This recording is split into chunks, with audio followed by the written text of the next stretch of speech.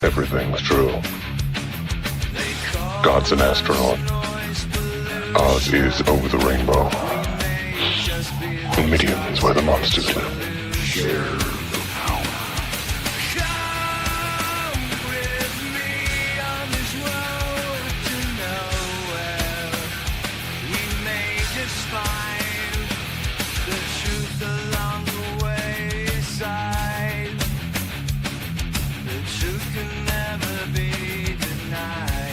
We're committed to this shit now. It looks like he may commit suicide. Suicide is badass. Shut up, all of you! I know what's happening out there! Out there!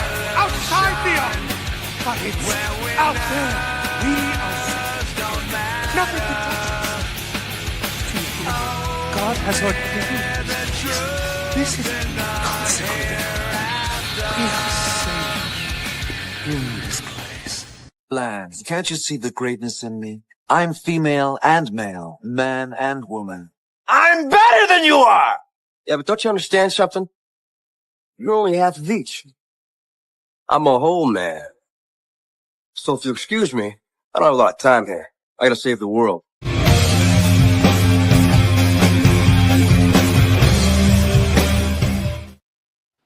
Hi, everybody. Hello. That's right. All Hey. 500 on panel. We're here to save the world somehow. I mean, we'll talk it to death, I guess.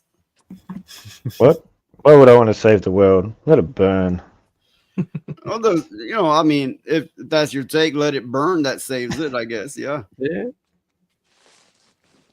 It's like if you were given the option to rule the world, wouldn't you like just decimate it? Just flat Earth. It just It's Be the like- whole new start. Would you rule the really want me to rule the world? Well, see, that's the tricky part. Ruling the world is just like having a job, and then you're gonna have to manage everything. It's like, who the fuck wants that? No, I I gotta don't need conquer the everything. stress. I mean, I don't need the stress. I'll just get rid of it and start over. So anybody I'll out just there, say, anybody out there watching, not talking up, speak up. I want to know you're here. The panel want to know you're here. We want to talk to you. We want to interact. We want to know who the fuck is watching because we're paranoid like that. Yeah. Absolutely. Everybody's watching. All the wrong people. Watch the fuckers not say a word now. Watch them. Yeah. But, earlier we got this from Charlie Nuclear. His Hi, signature. Charlie. And then we got this from Lilith. She cannot be on panel because she's at family, but she's still dropping by, so that's nice of her. Hi, Lilith. We have Midnight Ladybug. Hi, Ladybug. Lilith is such a hoot. I get a kick out of her all the time. She does have a way about pissing people off.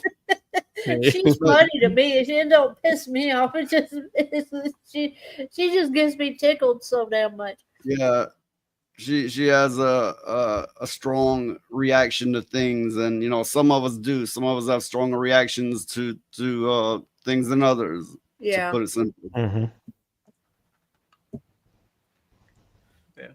Somebody named Jedi Meister. God, I'm thinking about Jägermeister. Jedi Okay, that's Master. Jedi might what? Jedi might what? I read it wrong and I started to say well. Jägermeister. Thank you for the follow at Jedi Master 2022. This is a long title. 2022 is Lost in Space and Classic Sci-Fi. Thanks. Yeah. Hopefully you keep coming by and keep watching, even though it might not be down your alley, but then again it might. Nobody. Oh, nobody. Hey, nobody. He's relatively new to the scene, to my knowledge, anyway. But he has become popular fast, which is a great thing. It's a good thing, He does do some in-depth videos, uncovering people in some cases. He's a great conversationalist. Yeah, nobody's cool as shit. Yeah, everybody here, everybody in Nobody. the sphere knows nobody.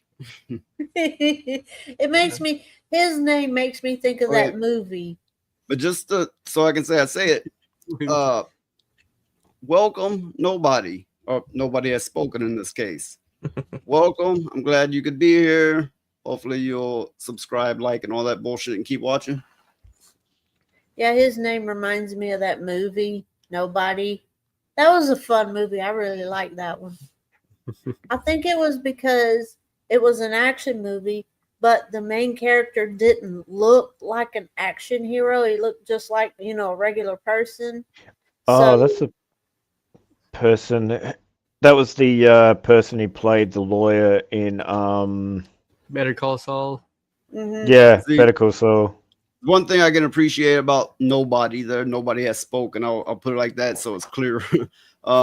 He has often spoke about being homeless, and that's all right. I understand that. I've been there.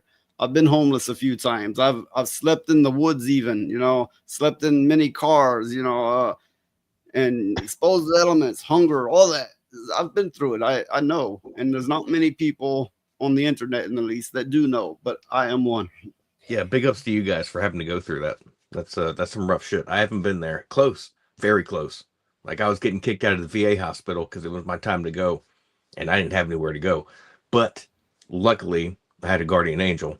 But other than that, yeah, that sucks. So Lilith, I'll be back later, making the lurkins at the time. Well, All right, no, Lilith. let me ask you something. All these scientists and stuff like that, they swear to God there's no such thing as a deer bed. Have you ever heard of anything? These motherfuckers never been in the woods before. Yeah. Scientists. Yeah, I know a deer You bed. will- Yeah. If you go in the woods at least semi-regularly, you will see where they bed down. Mhm. You will often find the younger ones still sleeping in their beds. Yeah, Is that even deer? when we made our own little garden, had some corn up, the deer laid in the corn, knocking it all down. I know. My Oh, but the blue scientists- corn. The scientists, these supposed experts, will say there is no such thing as a deer bed. Yeah. It's, Yeah, I can't really comment on that. It's home is where the booty is. They just lay down and get down. They don't. They don't make a bed. They No. just kind of like they do like dogs do. They just kind of walk around and make it. Yeah. Mm-hmm. On a slightly more controversial issue, they also say there's no Black Panthers in America. That's Isn't that what they bullshit, say? too. Yeah. I don't know. My cousin was tripping on mushrooms one time, and let me turn that down. He swore he saw a puma in Hampton, Virginia, in the city, and I was like, "Nah, you're just tripping, dude." I saw one. Well, okay. Let's put it like this. If you talk to all the older Southerners, the ones who live in the woods or out in it every day, every one of them will tell you, hell yeah, there's such a thing. Mhm. I mean, I can say I've seen them, but I can also be fair enough to say I don't know if they were shadowed and they just appeared to look that way, because they're always hunched down in a shadowed area ready to pounce. Mhm. They'll follow you along the path in that, shadowed area, trying not to be stealthy. So Yeah. to be fair, I don't know if they were just, cougars. They're very shadowed. I've never seen one plainly in the light that was oh, that's a Black Panther. But they appeared that way to me. I just couldn't tell you 100%. I know that when I first moved up to the Northeast, they were telling me that, there's no such thing as, we don't have mountain lions out here. And then like 2 years in, there was a news report that one had been seen. And then my wife saw one while she was going to work one morning. And I was like, "Are you sure that's what you saw?" And, from the description, I was like, "Damn, they're out here, man." And for a long time, it was like, "Nah, they're not here." And then, dude, also people import exotic pets and let them go.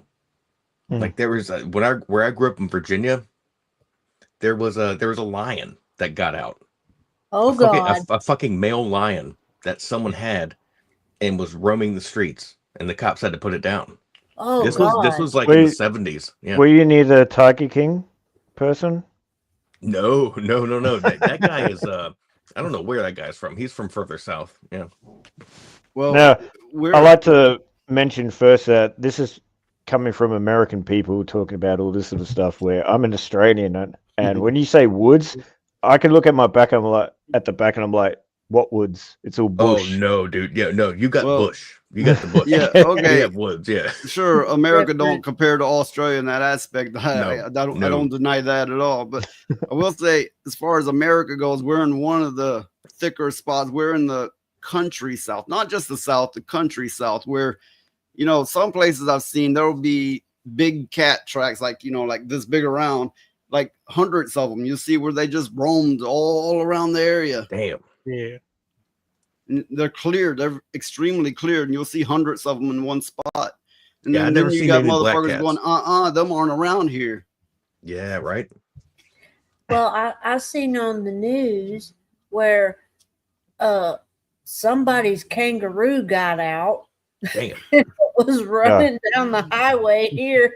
Dude, I've seen so many videos of those things fighting people, like grown men. That's nothing. We've got like kangaroos all over the place. Like one of the schools where that's in the city that I'm in, you know, kangaroos would just walk through there, even a couple of emus here and all that sort of stuff. So that's like nothing really new for me. I've got to say it. In Australia, there's so many kangaroos. Has anyone been brave enough to try to fuck one? Ew. No, there's no way. There's no way. Honestly, you never know. There was a report, and just not a kangaroo, but someone was actually doing the horses and stuff. I would say. I don't know. I can't remember where it was, but there was a report on, you know, someone was doing that, and, you know, of course, sheep as well, because there's a lot of sheep out here too. But I don't think I've heard anyone actually having pleasure with a kangaroo. Yeah, as such. okay. Not that I'm encouraging. I think that's fucking nasty. I bring it up because you hear of people, you know, cow, sheep, dog, this, that, whatever. But I'm thinking a kangaroo will tear you up worse than any of those. Yeah. Oh yeah, kangaroo, emu. The only thing is, if you don't see a kangaroo just like either roaming around, it's either on the road. Yes, and dolphin. Yeah. And dolphin. And the ones on the road is normally what we would call roadkill. Although the dolphins Correct. seem to like it because you hear the stories of what dolphins do to people. Oh, yeah, no. I'm just gonna stay on land. I don't. I don't want to be accosted by no dolphin. To even make it worse, it would be like, let's just say, even a gorilla or something like that got a little bit feisty with you. Oh, there's been stories of over in Africa, they will take a gorilla and drug it, and it'll be drugged up, laying in a small shack or something, and it will be the prostitute people will pay them to go time with the gorilla. That actually reminds me of back in Rome, they used to do certain things like that as well. In some of their parties, they would actually have monkeys or, you know, that sort of stuff as well. What the fuck is wrong with people? It doesn't. Man, people are kinky and weird, man. You never know. Well, they better just stay the hell away from me. I got no time for that bullshit. I was like, no. Mm-mm. Well, it brought in the crowd and the money for a lot of the individuals too, because it was. So we're talking like the Tijuana shows. Okay. I get the biological urges to reproduce, to keep your species alive, and then there's the other one, pain, to feel pain, to know something's wrong. But you know, God, or you know, whatever you believe, overdid it. Be like, no, meant to give you a drop, and I poured out the whole fucking bottle. You know, yeah, because people are oversexed, and pain is way too, you know, it's like, fuck, I know something's wrong, you know, but this hurts like a motherfucker. I can't do anything, you know, you get that. Yeah. I'm just gonna stay at the house. That's a good idea. I ain't get out there. No, no, no, whole lot of no.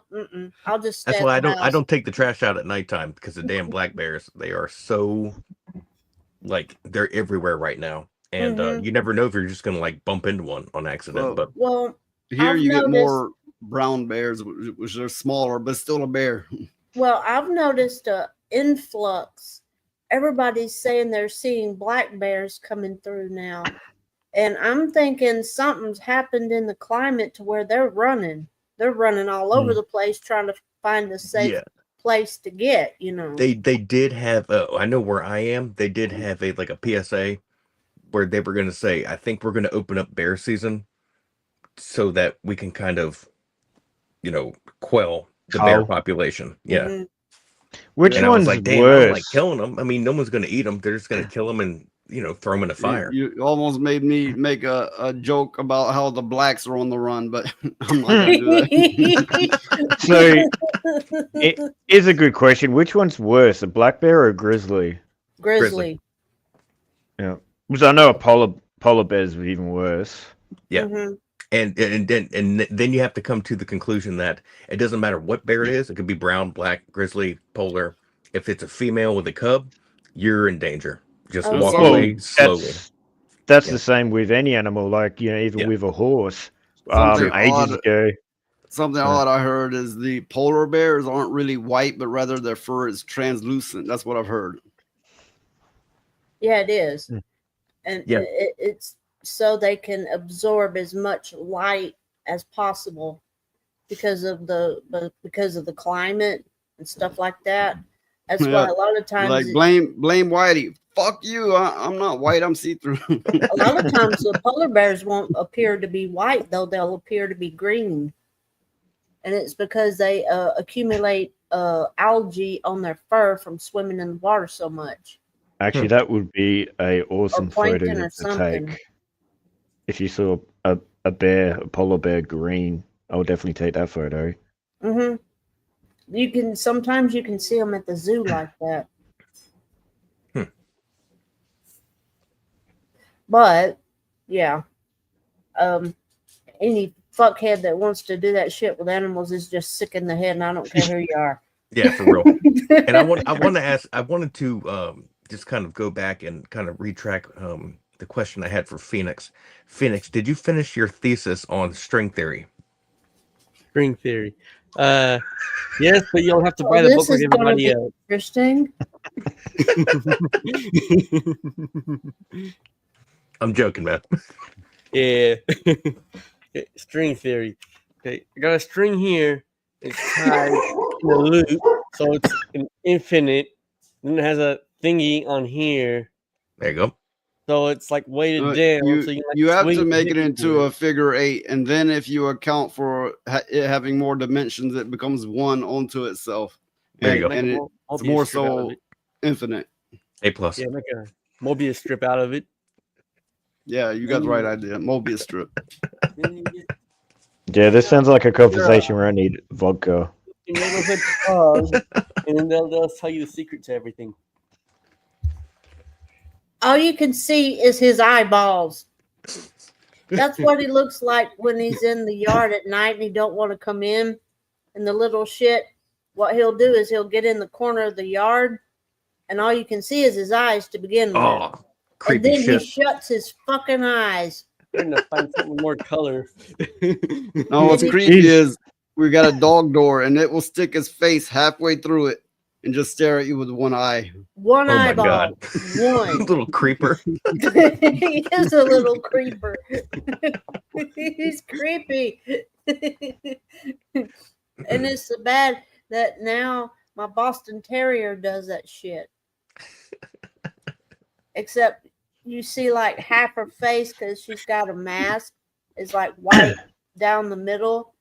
And she'll put half her face in the door. So all you're That's- seeing is half. That's actually pretty interesting to how other animals, like your pets and stuff, mimic others in a way, because that's the same as some old horses my father owned. You know, he had one called Trouble, and he would actually do that to locks. He would actually suck the locks out so he can actually use, you know, his mouth to jig it around and make it like unlock and then pull it out. Mhm. And the thing is, we had one called Little Vic, and he did the same thing. He mimicked pretty much what Trouble did, and that's why we had all the gates had to be double locked and everything, because just so the horses couldn't actually get out, They're because smart they as would shit. actually, yeah, they would actually work away how to undo all the locks and everything. What is the deal with horses running into a burning barn? Yeah, I wouldn't have a clue with that one. Well, it's the light, the way the flame dances, it kind of hypnotizes them, and it makes them think that it's an opening. Deer do the same thing with headlights. Oh yeah, I know run, that. They'll run straight They're into like, the light. You're coming down the road, your lights are beaming. They're like, hey, there's an opening. Yeah. Well, that's the same with a kangaroo too, as well. That's why a lot of people would have those noise things that they have on their cars when they're going like a down the little whistle. highway. Yeah. Yeah. I'm gonna bring up a short video here to kick off a conversation. So after the video, feel free to speak on it.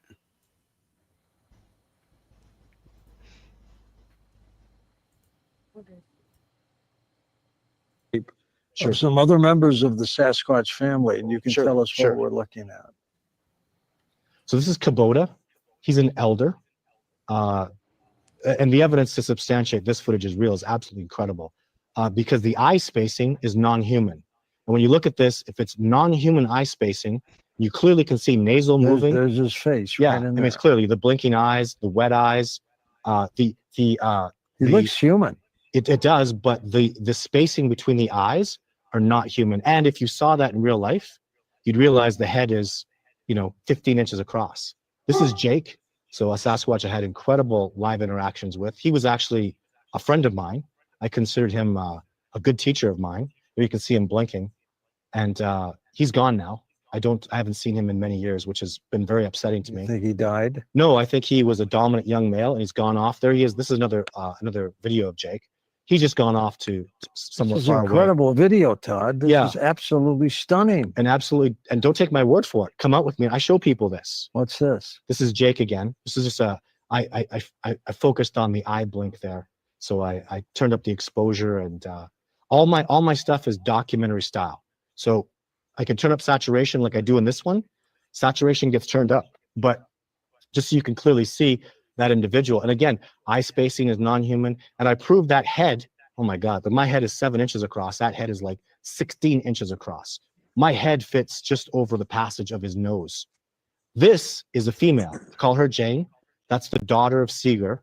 And my colleague Ashley has incredible success with her. It was amazing to me. My native teacher, I initially thought this was just a male Sasquatch. My native teacher, here she is from a different angle, looked at that and said, wow, you filmed a female. Years later, I saw breasts on her, and I've seen her around, and I gauge what female Sasquatch do based on her tracks, which are the same size as the Patterson footage, and her interactions and the way she shows herself.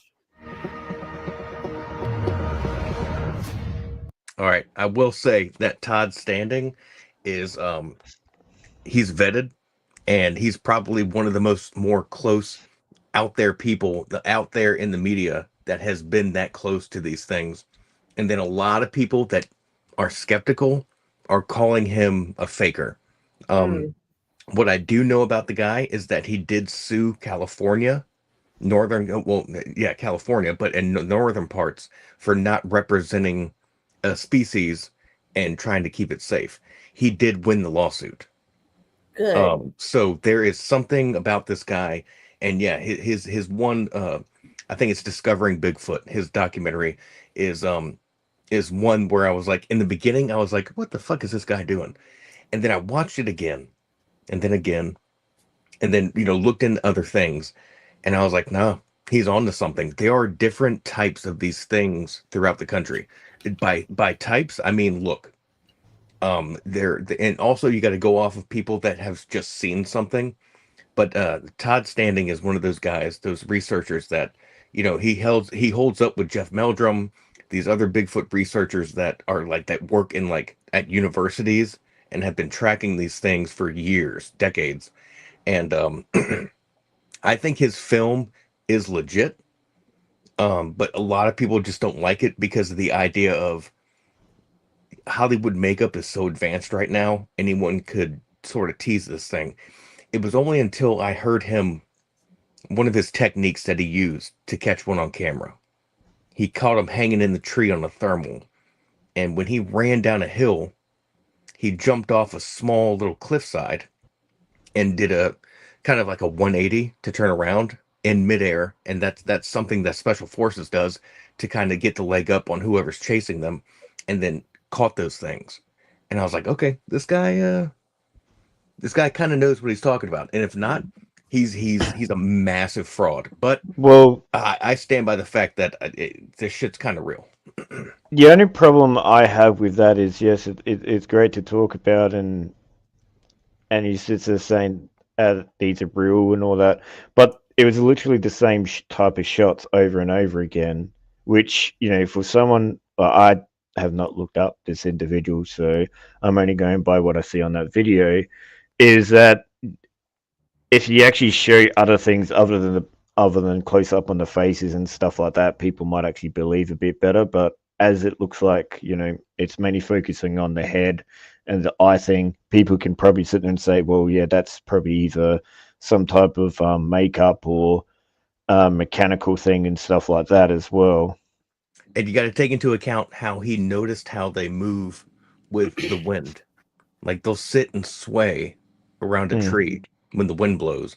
I mean, just the details that he has. Yeah, there's been hair collected by other people. There's been, other, weird things collected.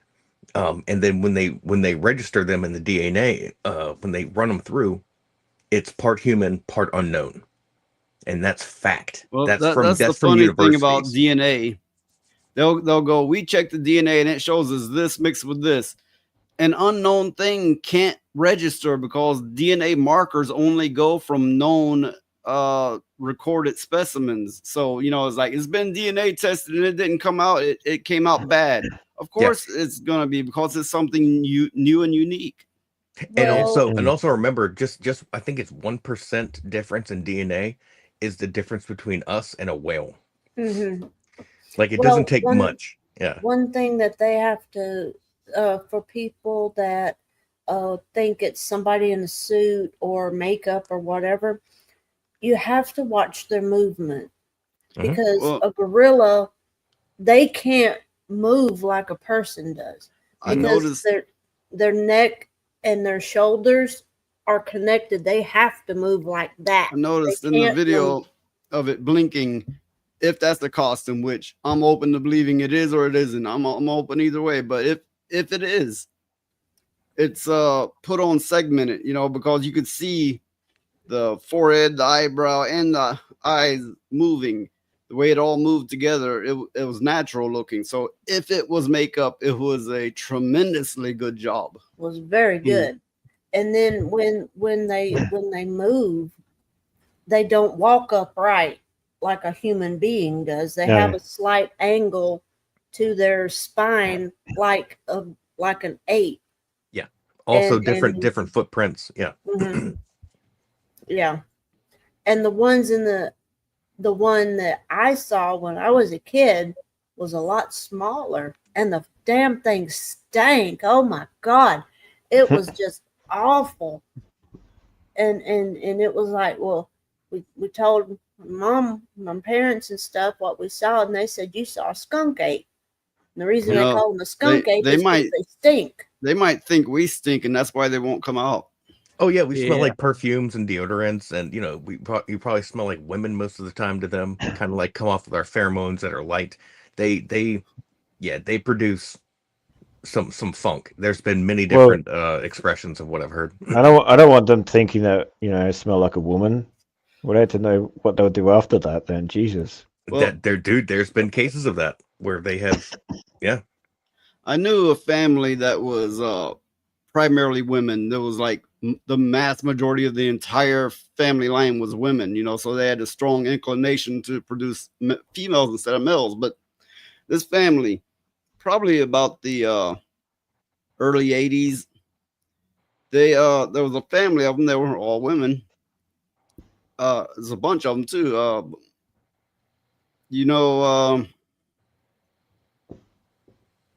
Okay.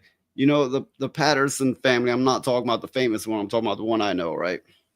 They're just about all women. Well, yes, yeah. You know how many sisters there is in that family? They had this story that a Bigfoot busted in their place and tried to take off with some of the girls. And there was an article about it in the paper, and this was probably the very early 80s. And every one of them will still to this day attest that that happened and they were there and they seen it. And they were scared shitless too because it tried to take off with some of the wasn't it some of the younger girls that they tried to take off with? I believe so. Yeah. Right around 13 or so, right around in that age. And they all swore that a Bigfoot came and tried to take off with them. Yeah. So even in Australia, we have like a Yeti as well over here too. I think it's either called a Yeti or it's called something else. But like the Aboriginals, the natives we have, they would have. I think they do have some carvings of it as of such creatures. Probably more up northish where the actual woods are. This all happened in Mississippi. Another thing that happened in Mississippi during the late 70s, early 80s was a story which who the fuck knows what it really was, what was really going on. But the story, the way it got put in the paper was they were transporting, I think, 2 Bigfoot, and the truck crashed and they got loose. And it couldn't have been a year or two after that these women and girls had the story of that happening to them. Well, I remember my grandmother talking about stuff like that one night, and she said, you don't go out by yourself, especially if you're a girl, at night, because the hairy man will get you. And I'm going, what the fuck are you talking about? She says, Bigfoot. And sometimes when they get an inkling, they like to try to get girls and stuff. That actually brought to mind a story that I read that I found immensely interesting. I don't have it for reference right off, but it was in Russia, I believe, that they had found a female Bigfoot, and they basically treated it nice and nursed it to health. And then one of them made a family with it. And they said a lot of the babies that the Bigfoot had didn't survive because its first thing it wanted to do when it had the baby was run it out to the creek and wash it. So the babies kept drowning. But one of them lived. And these people, the offspring, there's records of them existing, and they would look very dumb and brutish. But that family line kept going, and now they look just like any of us. It was the thing's name was Zana of Tahkeena. I looked it up, and basically a forest woman. They called her a forest woman, and she was covered in hair, and she lived in the mid 19th century, and she had children. And I'm going to see if I can find the link, but I mean, you can do a Google search for we have Russian El female Alchemy. Bigfoot. Welcome, El Alchemy. Hi, Alchemy. Hey, bro. But yeah, she had children. Hey, send me a link on that. I'll have try. something to show. I'll try. Let me see. I'll have to do it on my phone. Let me see. The fuck, you're in front of a computer. Because I'm not. Just leave me alone. I'll do it. Dude, I have 3 mobile devices around me and not one laptop. So I'm kind of like flying around looking up information on one thing. I got my computer, which is that's all you need, really. One of my extra computers. I got that with 2 monitors. I've got a phone up here. I've got a Steam Deck right here. Nice. But each of them serve a different purpose. So yeah. Yep. I just have a Steam Deck. I have nice. I have one displaying my security cameras, one to look up web-based info, and one here, for the StreamYard setup. And the phone I have set up, as a camera, another camera, so I can get an idea of what I'm looking. I mean, of course I can watch the StreamYard one, but if my picture is way the fuck on the other side, you know, I'm not gonna be directly focusing on it. So I have a camera on my phone, so it's a monitor of how I look. Yeah, that dude, like when I get on Zoom calls, it does this reverse thing. So if I move my head right, my head moves left. Yeah. And Yeah, then I mean, I'm always I'll be on there. constantly like adjusting myself. Yeah. I'll be on these shows and it fucking StreamYard flips your shit constantly. I'll be on these shows pointing one way and they're like, ha ha ha, you're a dumbass, you're pointing the wrong way. I'm like, fuck you, this shit keeps fucking with me. It's not me. Yeah. Yep, it's like reversed. Yeah. Like, am I pointing at Elijah right now? Yeah. Yes. I could never tell. Damn, Phoenix is already holding on to that oh shit bar. There we go. Nice.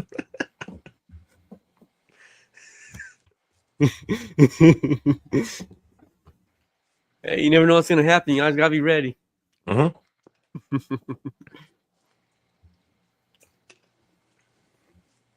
But yeah, you get motherfuckers that'll stream and like, I got a phone, that's all the fuck I need, and here we go. And I'm like, I gotta have a whole setup. That's just me. Yeah, like I call it a command center. Like I'm not gonna do this punk ass TikTok like bumbling jumbling cell phone footage. No. Now it's got to be in one place, everything all at once, monitors. Yeah. But my stream itself is not organized as others. You know, I'm not like talk at this time and this and this and this. You know, I like to have a little more loose and I may talk a little slower than a lot of streamers. I'm not like a game show host. Yeah, nothing wrong with that, man. And I think a lot of people dig that and they prefer that. But this is what you do, and yeah, this is why I'm here, because I'm like, this is something different. This is cool. Oh, for God's sakes, it's not showing my link on there. Is that what we're calling it? The oh shit bar. I like that. That's actually, I remember people said that in the 80s. In a car, you'd have that handle you'd grab onto up there because the driver would just sling the fucking car around. That's what I'm saying, go, man. oh, That's shit. what it was. Yeah, it was the hold on handle, and then when we got older, it was the oh shit bar. I'm like, oh shit, this guy's going way too fast. I learned it from riding with drunks, but yeah, don't do that. I mean, even that people that know how to drive, you want to kind of control the centrifugal force or whatever it may be, the physics of the car, because you'll fucking fly around.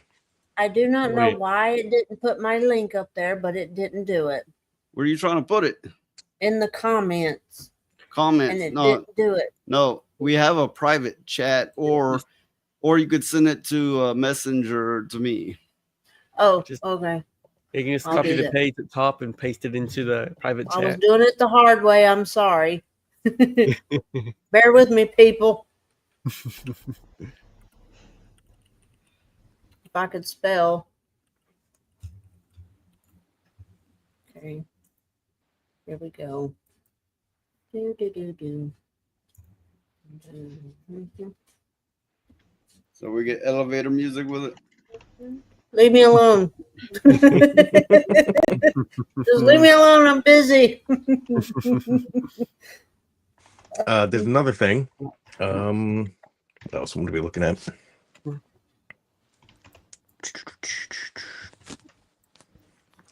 That's a little backwards. Yeah, I put it in Noise's Facebook. I think. I'm not sure.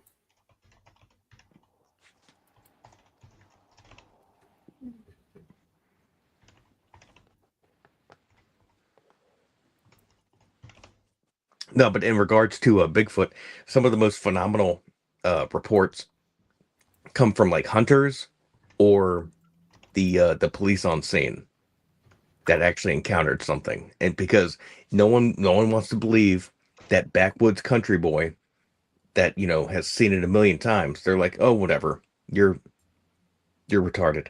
But no. But when it comes down to like whether it's military, hunters, and and police, like there's a credibility there where these people either are scared to come out because they're worried about how untrue it may seem, and they come out with it anyway after years. And then there's also reports from people that are like very credible, and so that's why I'm like, dude, I've never had an encounter, but it's out there. And also, like I probably mentioned before, I'm very proud of my daughter who tells other kids in the neighborhood that Bigfoot will throw rocks at you if you get too close. I think what makes it even worse is the fact that there's so many people like faking it just to get the attention. Yeah. And that makes it worse for the people who are seeing, whatever they're Something. seeing. Yeah. It And really then fucks trying it to show actual footage, even though, you may say that it doesn't look correct or whatever or so, and it just makes it harder for those individuals to actually come out with everything properly. Yeah, and I watch a channel. I'm not gonna try to tap it in there, but I watch a channel. I'll send it in the Discord that you guys probably know of it, but he's really big. But he does a lot of like stories and debunking, and I like how a lot of his stories sometimes at the end of his episode, there's some things he can't debunk. Like he does massive research beyond anything I could do. Like he has a team of people that do this shit, and he's like, you know what? Maybe like we can't debunk it, and that's where I'm like, all right, this is like a real thing. Yeah, this is the Wikipedia on that story about Xana. Was a woman who lived in the second half of the 19th century in I don't know how to say that word there, but it was in the Republic of Abkhazia. I don't even know, but forest woman. Now, the way I heard the story was it was a Bigfoot, and when I heard the story, it was people who had the story passed down to them, and they also interviewed the descendant of this hairy woman, and the story was it was a Bigfoot, a female Bigfoot. Mm-hmm. I remember that story, and they said that when she would have children, a lot of them ended up dying because she would try to wash them in the river, and they would die from hypothermia. But a few lived. So, I mean, that's what a gorilla would do. An ape, they would wash their babies in the river. And it says stuff.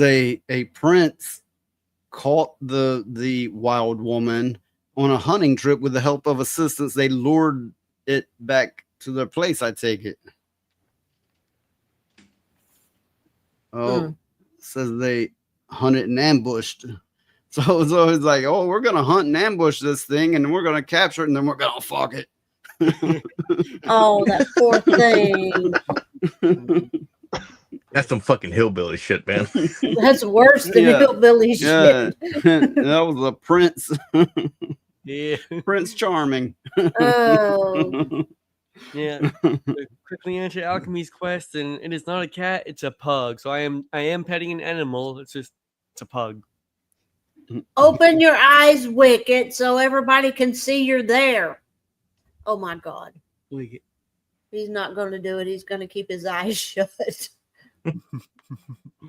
So this wild woman slept in a pit she dug herself. So from all the stories, this wild woman did things that humans simply wouldn't be able to do. Yeah, like sleeping in the ashes of a fire. Oh. No thanks. Oh, I'd rather sleep on a fucking tree branch. She could run as fast as a horse and could lift 80 kilogram sack with one hand. I don't know what that translates to in pounds. Well, let me see. These are these former giants, right? Sounds like it. Gigantopithecus or something. Yeah. Her favorite pastime was swimming in the river and drinking alcohol. Nice. All right, we got something in common. We can ride. It says 80 kilograms is 176 pounds. Yeah, Gigantopithecus. Gigantopithecus. Yep. I was close. I was thinking about 160. When she was happy, she would make a high-pitched metallic laugh, but never smiled. Hmm. Yeah, I mean, to me, this sounds like a Bigfoot, a female Bigfoot. Yeah. Oh yeah. But it's very interesting to hear a gorilla laugh, because they don't laugh like a person does. It does sound kind of metallic because they breathe out instead of in, you know. Yeah. Well, you know, when they laugh. Chimps Mhm. laugh, and they can't laugh like people because they're nasal and diaphragm and such.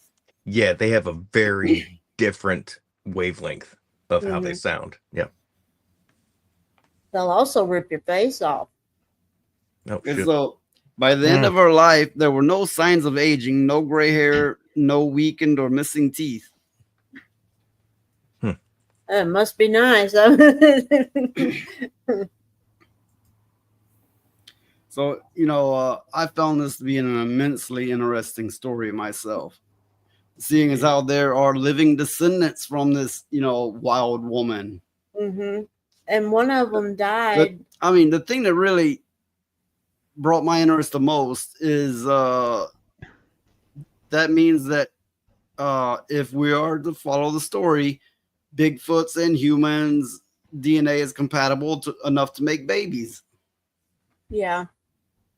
But I think one of them lived to the age of 67 and died in 1954. So they was around a long time. That's very interesting. So what you're saying is I need to go find a female Yeti, breed her, and then I have good kids. Well, the thing is if you found a female Yeti and bred her, you'd be a millionaire. Don't forget to share the wealth with all the little people. No, I wouldn't do that. If I came across a family of Bigfoot, I wouldn't tell nobody. I wouldn't tell them. Elijah, there it is. That's why it's also like a Native American a code of like I've talked to someone, watched a documentary of someone who was talking with them, and they were like, yeah, dude, if I survived the sneeze. they were like, dude, we know them, but we're not gonna tell you anything. We're not gonna tell people where they are or where we meet with them or where we've seen them. They keep it very secretive because they know there's gonna be a band of rednecks coming out there to fucking try to shoot them and bring it in. The natives, or at least certain tribes of them, they have stories passed down about the Sasquatch, and they considered them another tribe. They didn't consider them animal or whatever, but rather they were their own tribe. Mm-hmm. Some of those Sasquatch tribes were very warlike. I mean, they went to war with a bunch of native tribes and nearly wiped them out. And then the native people fought back, and then they wiped the mean ones out. I mean, that's the way the legend goes anyway. Exactly. Yep. Like the red-haired giants and like Nevada or something like that. Mm-hmm. Yeah, they found out that they were like kidnapping people and eating them. Like they found bones with the marrow sucked out in like They a sound cave. like my people. Oh yeah, there's a cave that still exists today, which the legend goes that they captured them in that cave and burnt all the giants, and that was the last of the giants. Mm-hmm.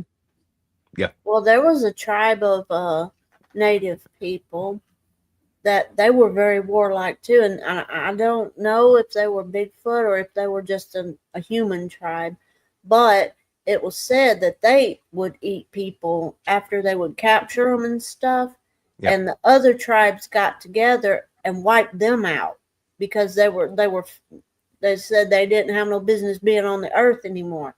Yes. Because they couldn't live with people because they were too far gone or something. I don't know. Yeah, and remember back then, Elijah, like the earth was plentiful. there was food all around you. Like this isn't like today where it's like, okay, so I got to go hunting for 6 hours, maybe catch one deer. This was like, you take a mile hike and there's a herd of buffalo, there's a herd of deer or something. Like this was, so when you're capturing people and eating them, there's something wrong there.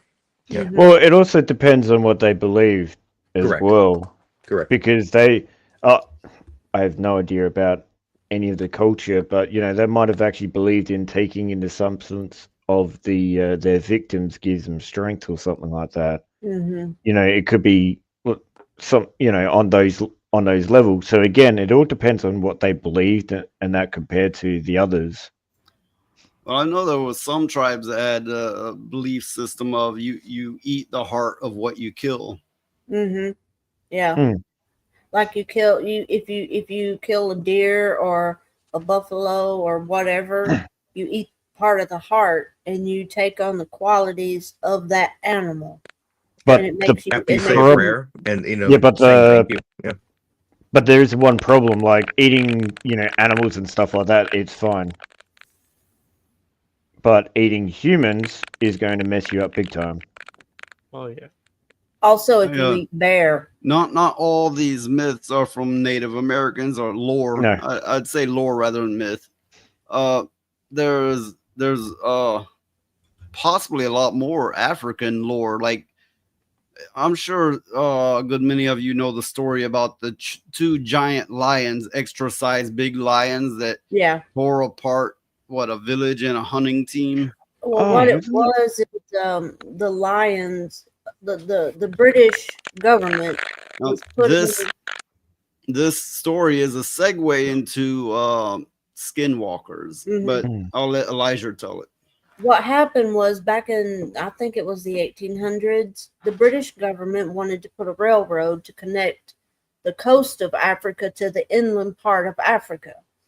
And they was going over there making slaves of everybody basically and forcing them to work on this railroad.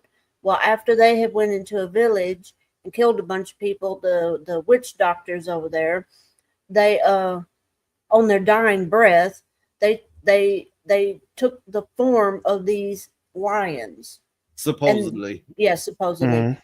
And these lions stalked everybody in the railroad camp and would pull them out in the middle of the night and hunt them and eat them and just they demolished a whole mess of people over there.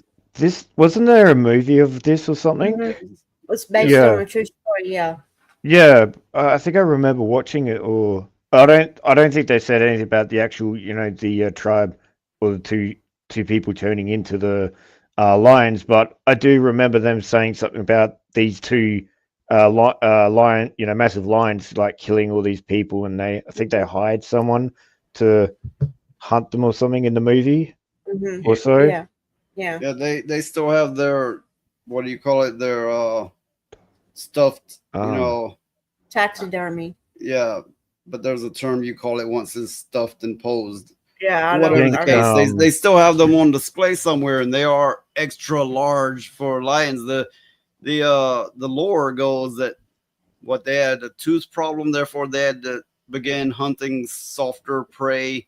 Well, But at there that- are African shamans, in which Africa they did call them shamans, Mhm. that made the claim that some African shamans took the form of these lions to get rid of these people. Mm-hmm. Well, what it was is right at that time, a sickness had enveloped all the bigger game, and people caught it too. But what happened is there wasn't enough game to go around, so these lions adapted to hunting people. And it's very interesting the makeup of these lions. They didn't have a mane, and they were male. Technically, So- that makes three different tellings. One is they couldn't chew the prey, and another is there wasn't enough prey to go around, and the third is they were skinwalkers. But one thing remains true of all of it: these two lions were bigger than any other lion. So nobody really is saying why or how that came to be. Yeah, there's really no reason why they would get bigger than the regular lion. But these two damn lions demolished So nearly a whole camp. yes, So he has the title of the movie they made of it, mhm. The Ghost and the Darkness. Of course, any movie doesn't tell the whole story. So we're telling some aspects that weren't in the movie. Yeah. And it's very interesting because people think about apex hunters, and a feline is an apex hunter because they're silent and they can move in ways that other animals just can't. Just like But in the the, lion community, the males don't hunt, the females do. No, the males yeah, come in but- and provide defense. Yeah. But And the breed. shamans who supposedly turned into these lions or lionesses, that would be the act of becoming a skinwalker. Or, of course, it's different per tribe and per part of the world. It's different, but for there, that was becoming a skinwalker. Yeah, Well- shapeshifter. Yeah. Mhm. And the thing is these lions, the scientists couldn't figure out why they were bigger, and even though they were male, they didn't have a mane. There was some kind of weird abnormality to their function, so they could only surmise that the area that they were at was very thorny with vegetation and stuff, and they didn't have a mane because it would hinder their hunting ability in the bush. Interesting. So, I mean, I don't know, you know. Mm. It's very interesting. Yeah, for males to be that aggressive is rare. And that, yeah, there was, yeah, like you guys were mentioning, I was in the bathroom, but that movie about the male lions that were eating people, I mean, absolutely it could be true. I mean, look at an animal with rabies, you know, like a raccoon walking around throughout the day biting people. It's Mhm. like, you know, there are abnormalities that happen. Yeah. Oh yeah. Or even definitely. like a dire wolf, you know, just a dog that's way too big for us to comprehend, sort of thing. Well, Yeah. wolf more than a No, dog. in Yeah. North American lore, I believe it's North American to my knowledge, there is lore of a type of skinwalker which Elijah might could tell it better, but a man does something wrong bad enough for an evil spirit to possess him, essentially, and then he gains such a hunger that he'll eat his family, and then he'll keep eating people. He'll eat everything because he's insatiable. He has a eternal hunger that is like eating them from the inside out or some such. Yeah, it's so bad that eventually they eat themselves, Yeah, but they that's it. regenerate. That's They eat interesting themselves too. because I didn't think that's what a skinwalker was. I thought that was another type of cryptic that does that. I'm just It trying to remember depends. its name. It depends on which tribe you're following. Some okay. tribes, to some, that's a skinwalker. To others, it's not. To some tribes, that's a some might call it a Wendigo. Yeah, that was it. Wendigo. That's what I was Yeah. thinking of. Wendigo. Yeah. That has that thirst of flesh and needs to keep on. And then to other eating. tribes, a Wendigo is a forest spirit to protect the forest and protect the tribe. Yeah. But there's the skinwalker, and then there's the lycanthropes, and then there's the ravenmocker. The ravenmocker is worse than all of those others put together. The hell's a raven walker? A ravenmocker is, it's kind of hard to explain.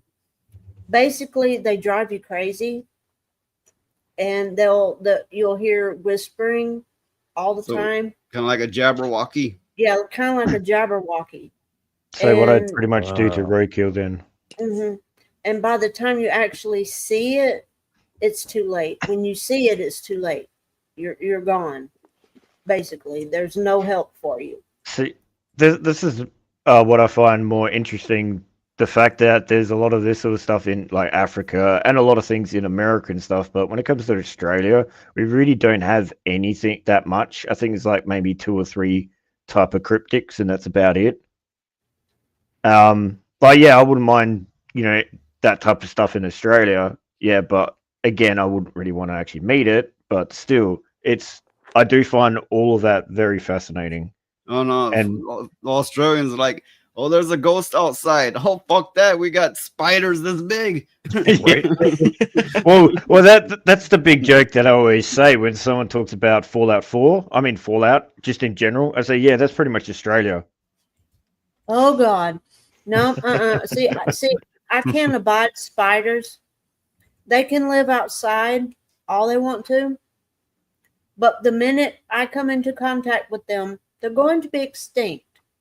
I'm sorry. I've not been to Australia, but I know people who have. I know Southerners who've been to Australia, and the way it's been explained to me is Australia is kind of like one big Alabama or Mississippi. It's kind of like they all kind of have a redneck mentality, and it's just, it's kind of like that. It depends.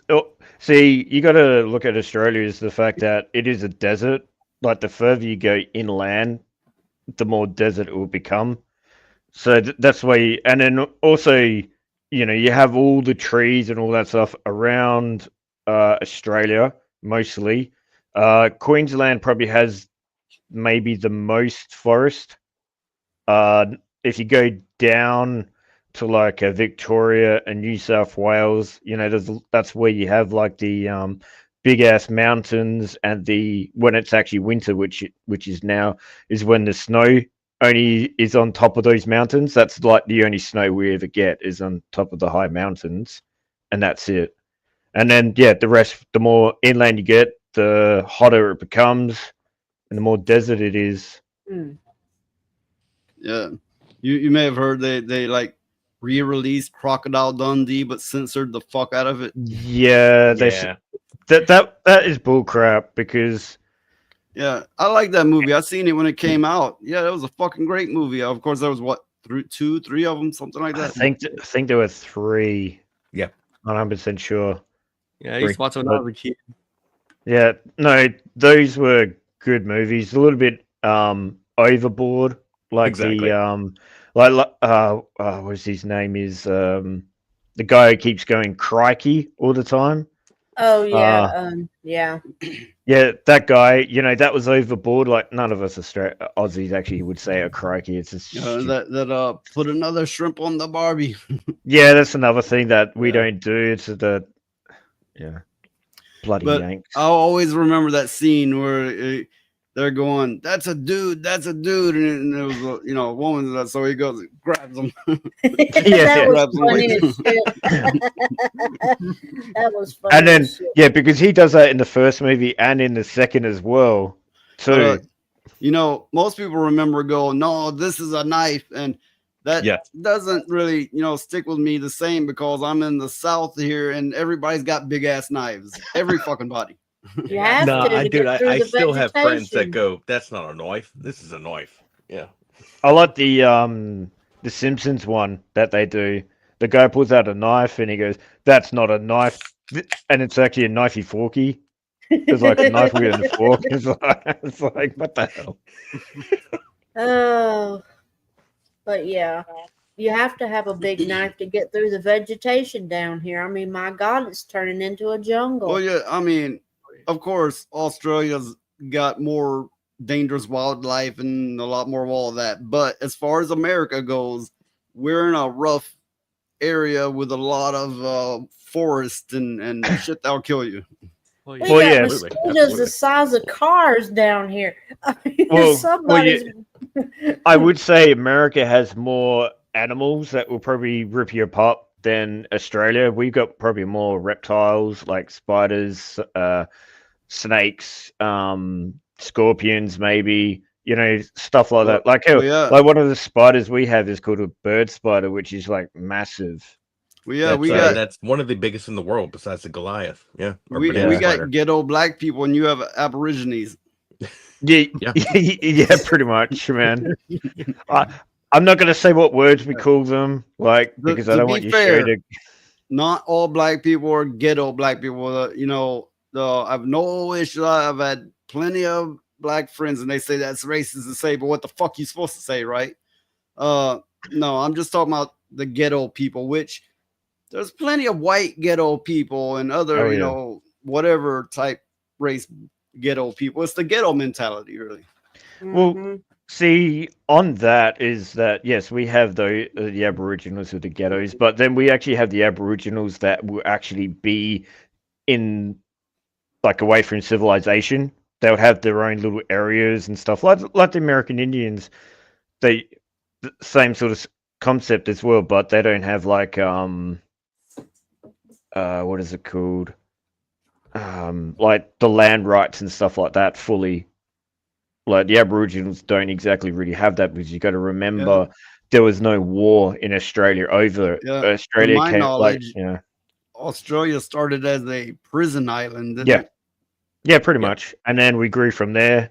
There was probably little fighting with the Aboriginals, but it wasn't like the American Indians or even like the New Zealander, which over there was even bloodier. Oh wow! But I can see it. Be fighting with Aborigines, and Aborigines are like, smoke this. Oh fuck, we're cool now. Yeah. Yeah. You know what? You guys are pretty cool. See, that's another thing, is that, like, I'm not a history buff when it comes to Aboriginals, but majority of them were family-based tribes. They weren't really interactive with the other ones. So if one tribe had a peace deal or something like that with, like, the English back then, because it was the English back then, people got to remember that, that wouldn't affect the other Aboriginals. They, so they can probably still go warring with the English if they wanted to, but they didn't. Compared to the one that actually did have the treaty. So again, yeah. Interesting. I don't know anything about the New Zealand background, but I know they did have natives. Yeah. Well, yeah, of course they did. They had their natives pretty much were almost the same as the Hawaii type of thing. Okay.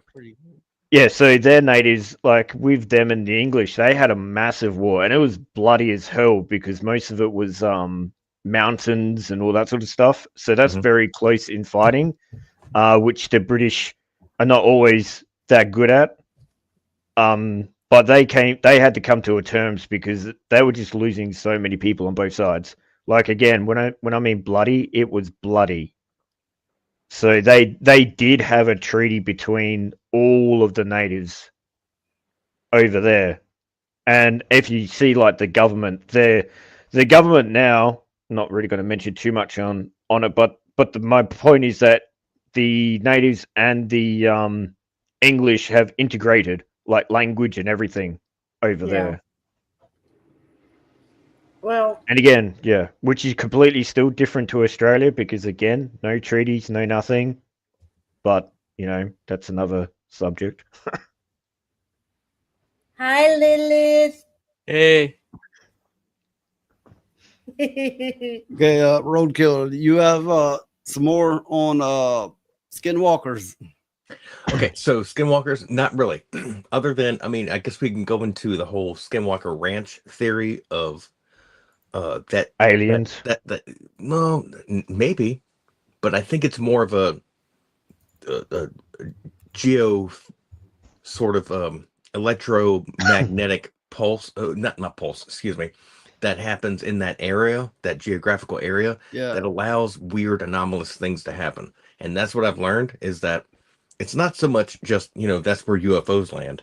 It's, these portals that open up that people have seen, the families that live there and were chased off the property, and also 2 billionaires that have, and the United States government that have set up operations there to study what the hell is going on there. And so that's very telling. I suspect it's something deep underground there that's changing the magnetic fields and possibly opening up the possibility for all this strangeness to happen, whether it be extra dimensional or however you might perceive it. Yes. Well, I have a theory on all that.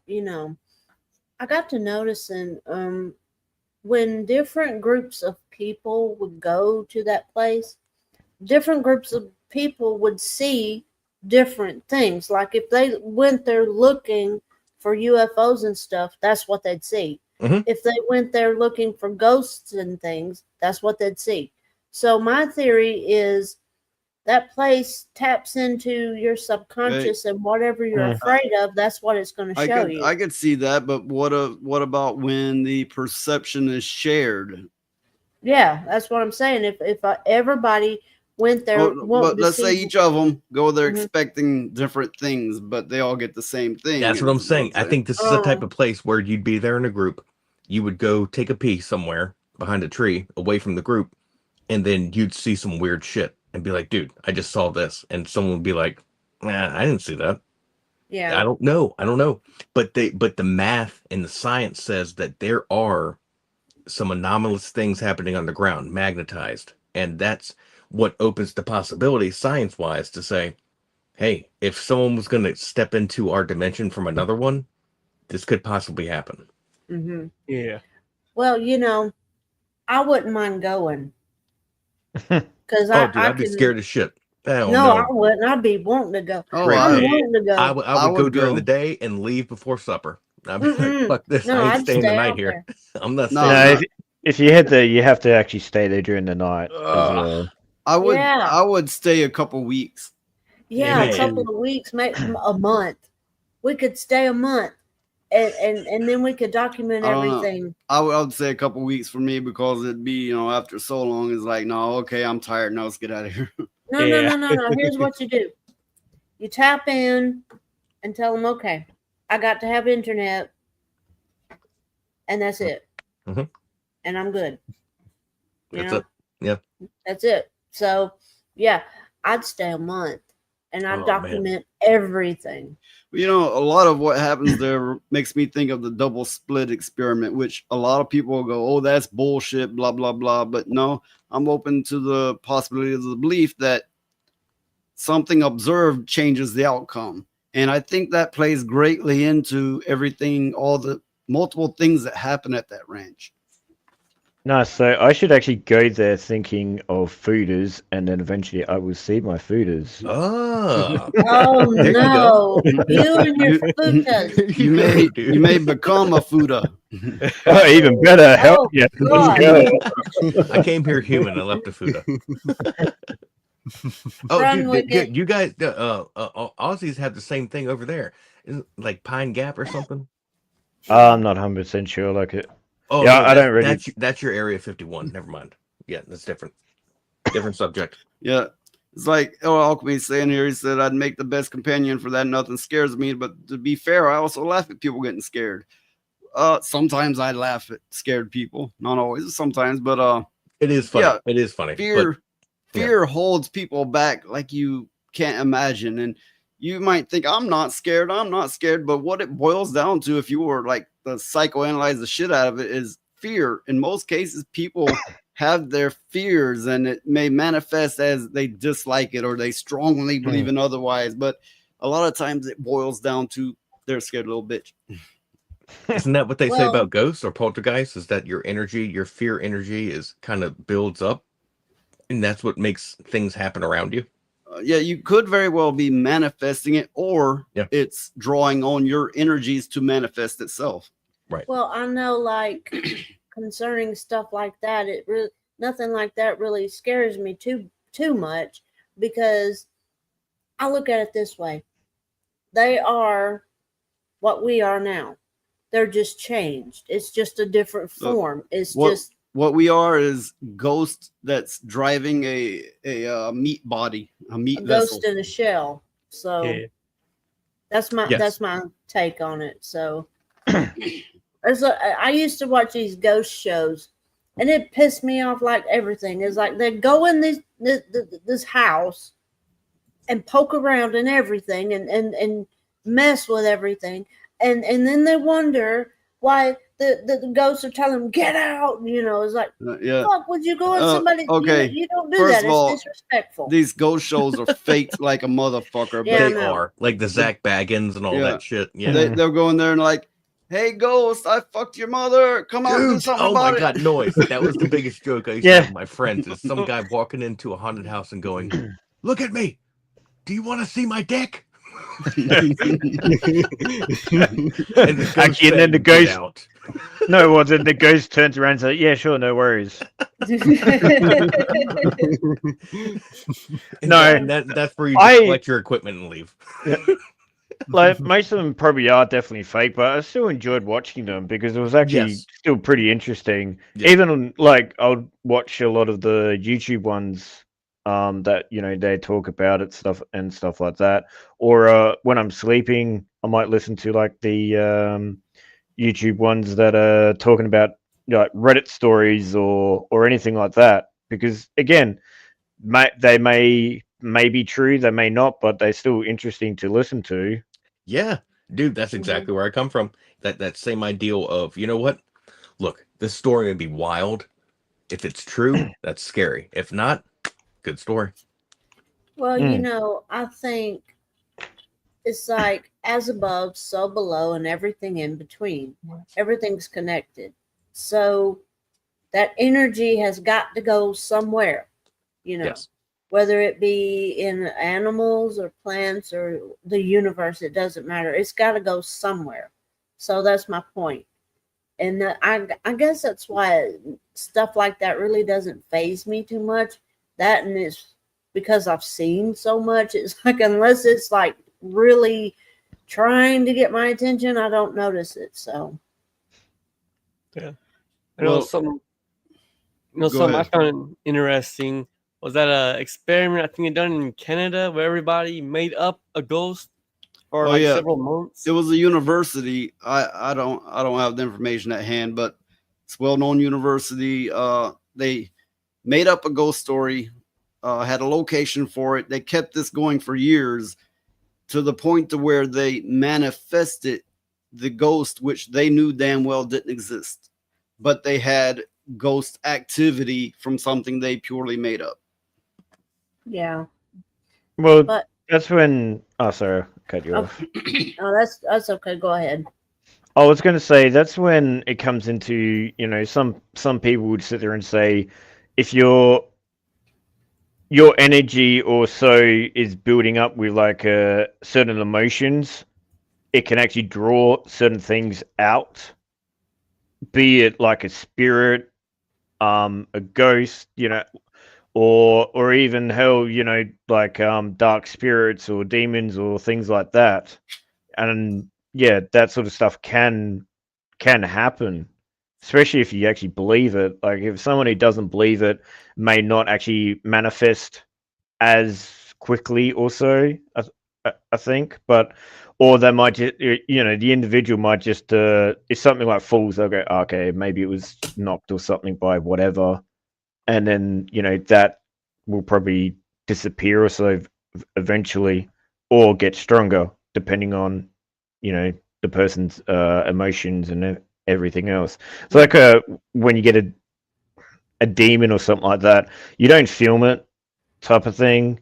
You don't acknowledge it. You kind of meant to really like just not think it's just not there, because the more attention you give it to it, the bigger it will get, and then also that would bring in more fear and everything, and that's what it feeds on, type of things. Yeah. Well, I mean, those kinds of things, most of the time, they're tiny little things. And it's like you said, the more energy you give them, the more they're going to grow. And it's basically, they're like a little puffer fish blowed up to make themselves bigger than what they really are. And if you look at it that way, then stuff like that is not so Active. terrifying. Yeah, you know what I mean? Mm. But about the skinwalker thing, there's another legend about dog soldiers. And it said that the dog soldiers back when Custer and all them was raiding villages and stuff like that, and getting the women and children and all that kind of stuff. The dog soldiers would stay behind and transform themselves into werewolves to protect the people from the cavalry coming to slaughter them and stuff like that. And it was very Yeah. interesting because the dog soldiers would double back on horseback. There would be dogs like wolf people, like werewolves, riding horses and shit. Yeah, And- Oh no, Mhm. sorry, keep going. And they Yeah, would, You know, there were ancient stories of people who would travel the world, I take it, you know, parts of the world, and they claim to have run into a civilization of people with dog heads. yeah, and they were very warlike. But these dog soldiers would transform themselves into werewolves to protect the people from other Yeah. supernatural things too. So To a good many tribes, I mean, like I said, each one are different, but to some tribes, a werewolf was a protector of the people and the forest, and in some beliefs it was the Yeah, I was going to Wendigo. say that. Mhm. Yeah, because I was going to say I heard from the stories like different versions of werewolves, like ones that actually protect the tribe. Like, so someone came along and picked up an artifact that they shouldn't have, like because it's buried, and they pick it up and they take it home. That individual would actually start having dreams of a werewolf, you know, coming for them, which is trying to tell them like, you know, hey, you need to put that thing back or things are going to get worse. yeah, And then you know, then you had like some other ones where werewolves protected the children. You know, they always looked after children and stuff like that as well. yeah, And then you get like the normal werewolves where they just come along and rip you apart because, you know, animal instincts and stuff. yeah. I mean that's the way it goes, and there's been a lot of stories like that where they would protect the people, especially from That's things what it like is. the things that shouldn't exist in the first place on this plane. So Well, you know, of course, vampires are a Hollywood thing and a Bram Stoker's Dracula thing, but that's kind of goes right along where they say werewolves and vampires are mortal enemies, because it kind of comes down from the werewolves being the protectors of the people in the forest, and things unnatural being such things as vampires. yeah.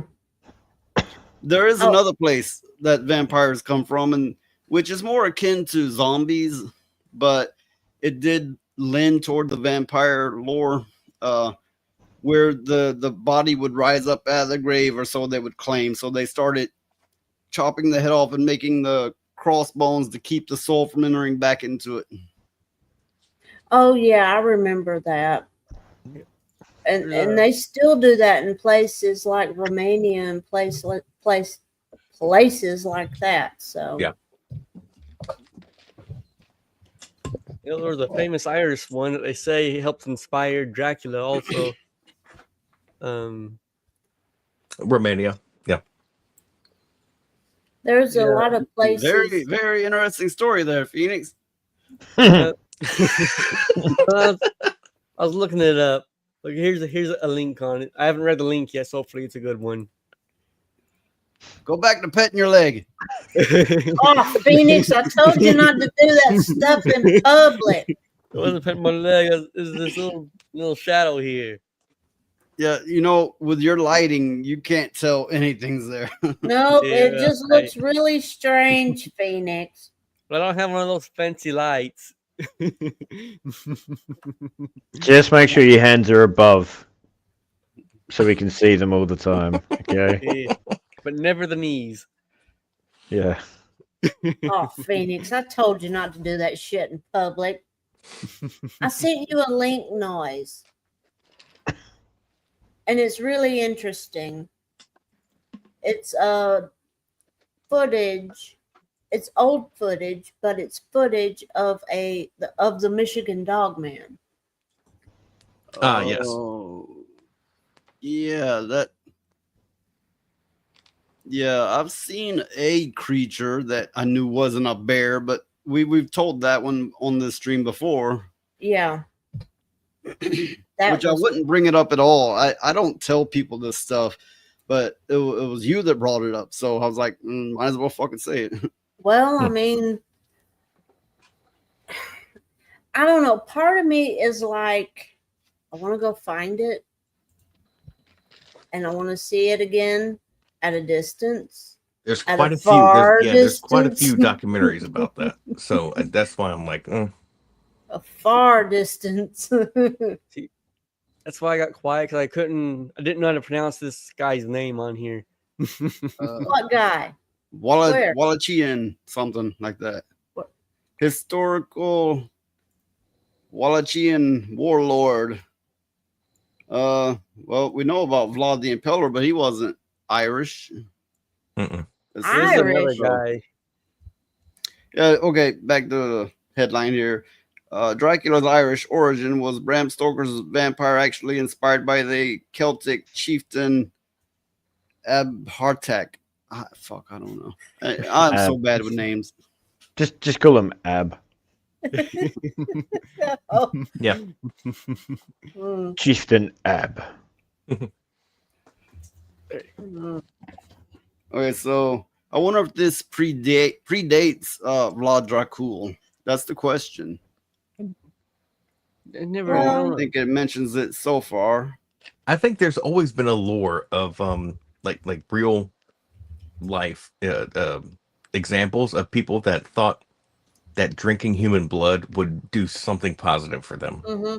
You know, not it was Yes, it worldwide? No, but did people do it? I think they thought it was cool. Like it would be like the ultimate, like, you know, juice for the soul. Mm-hmm. Well, You know, that's exactly the same as some cultures thinking eating human hearts will give them strength and stuff like that Right. as well. no, what it will do is give you a correct. disease. Yeah. Gaelic is really deceptive with its pronunciations. Many other, languages is not our native languages are, but also true for Gaelic. Well, I But, know that. I was on a stream, right? I don't say which stream, but I was on a stream. Somebody's like, did Irish have their own language? And everybody's going, no, they speak English. And I was like, No. yeah, Gaelic. So then everybody's like, Gaelic, ha ha ha, Gaelic. I was like, oh, motherfucker. Oh, oh damn. Never ceases to amaze me the stupidity of others. Well, that's the same thing as when, England didn't talk English for quite Mhm. some time as well. Yeah. But I do know that a lot of these engravings and things that they have of Vlad sitting there eating wine with the bodies and all that stuff, I think a lot of that was propaganda. I mean, I do. I think a lot of it was because if you're sitting there with decomposing flesh, you would have to have no sense of smell whatsoever because it is a bodily function. If you smell something bad enough, you're going to try to vomit. Or he's just used to it. Yeah. Well, that is true. You couldn't get used to So, it. of course, Dracul was dragon, and then there was Dracula. But in this Walchalian, or however you pronounce it, language, it means devil. Well, I did not know that's that. It's an interesting fact. You didn't know that. But I do know, according to stories, he Oh, could that's sit- interesting. What? Killed with a wooden sword and buried upside down. Yeah. Oh, okay. I know why. Because they did not want his soul to find its body and come back. Because there was a legend that said he had some kind of sickness to where he could have, and it was pretty common back then, people That's why they buried people alive and didn't know it. They thought they were dead, but they weren't. He had the same sickness to where he could appear dead, but he wouldn't be. And then when he would come back to, when he would wake up out of this comatose state, they thought he rose from the dead, which he didn't. Hey, Dan. Hi, Hey, Dan. Dan. But he Talking about- didn't. Hey, yo, Dan. So See if they that's played why this shit. they got started burying people with little bells on their. I wonder if that sickness is the same as the one where people can't feel any pain or anything. I think it's in the same vein, yeah. Because I mean that's what the saying "for whom the bell tolls" Okay. comes from. A lot of the old lore says it has to be rosewood, the type of wood to kill a vampire. Mhm. And this story of what happened in I guess ancient Ireland, they used yew wood, YEW wood. Oh, they really didn't want him coming back, did they? They surrounded his grave with thorns for good measure. They put a large rock on top of his grave. Damn. Like, stay in there, damn it. They really didn't want him coming back. Oh. You know, I was thinking about YouTube just today actually, and it reminded me of this Marilyn Manson song, "The Dope Show." There's a line in it that goes, "They love you when you're on the covers, and when you're not, they love another." Yeah, it's like I barely get a trickle of people here, even though my shit isn't like, you know, deficient in quality, but it's kind of like the flavor of the moment, you know. Mm-hmm. But that's a good thing. And a lot of people won't complain. They won't talk about this stuff. I'll talk about this stuff, you know. I mean, I don't shy away from much. Now, I'm not bad mouthing anyone.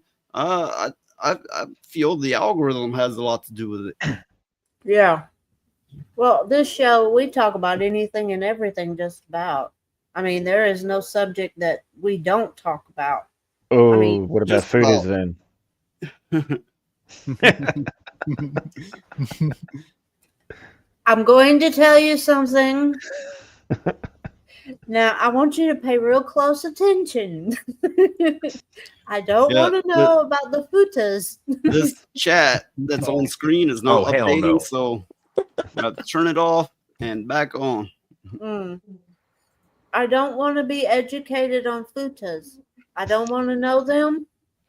I have no desire. Oh, you There's- don't want a hardbound book dedicated No. to the lore of Futa?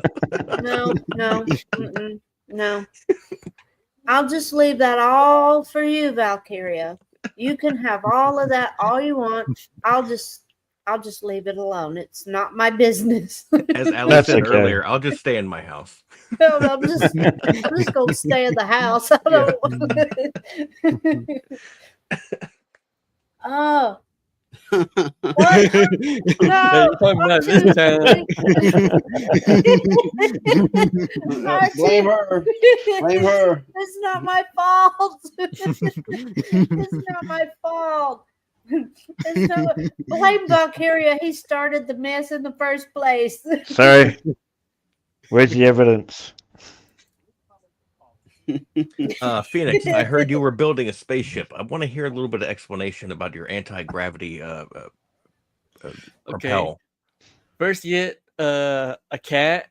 Then you get like some toast with some butter on it. And you tape them together. Like I say, it's 100 of them.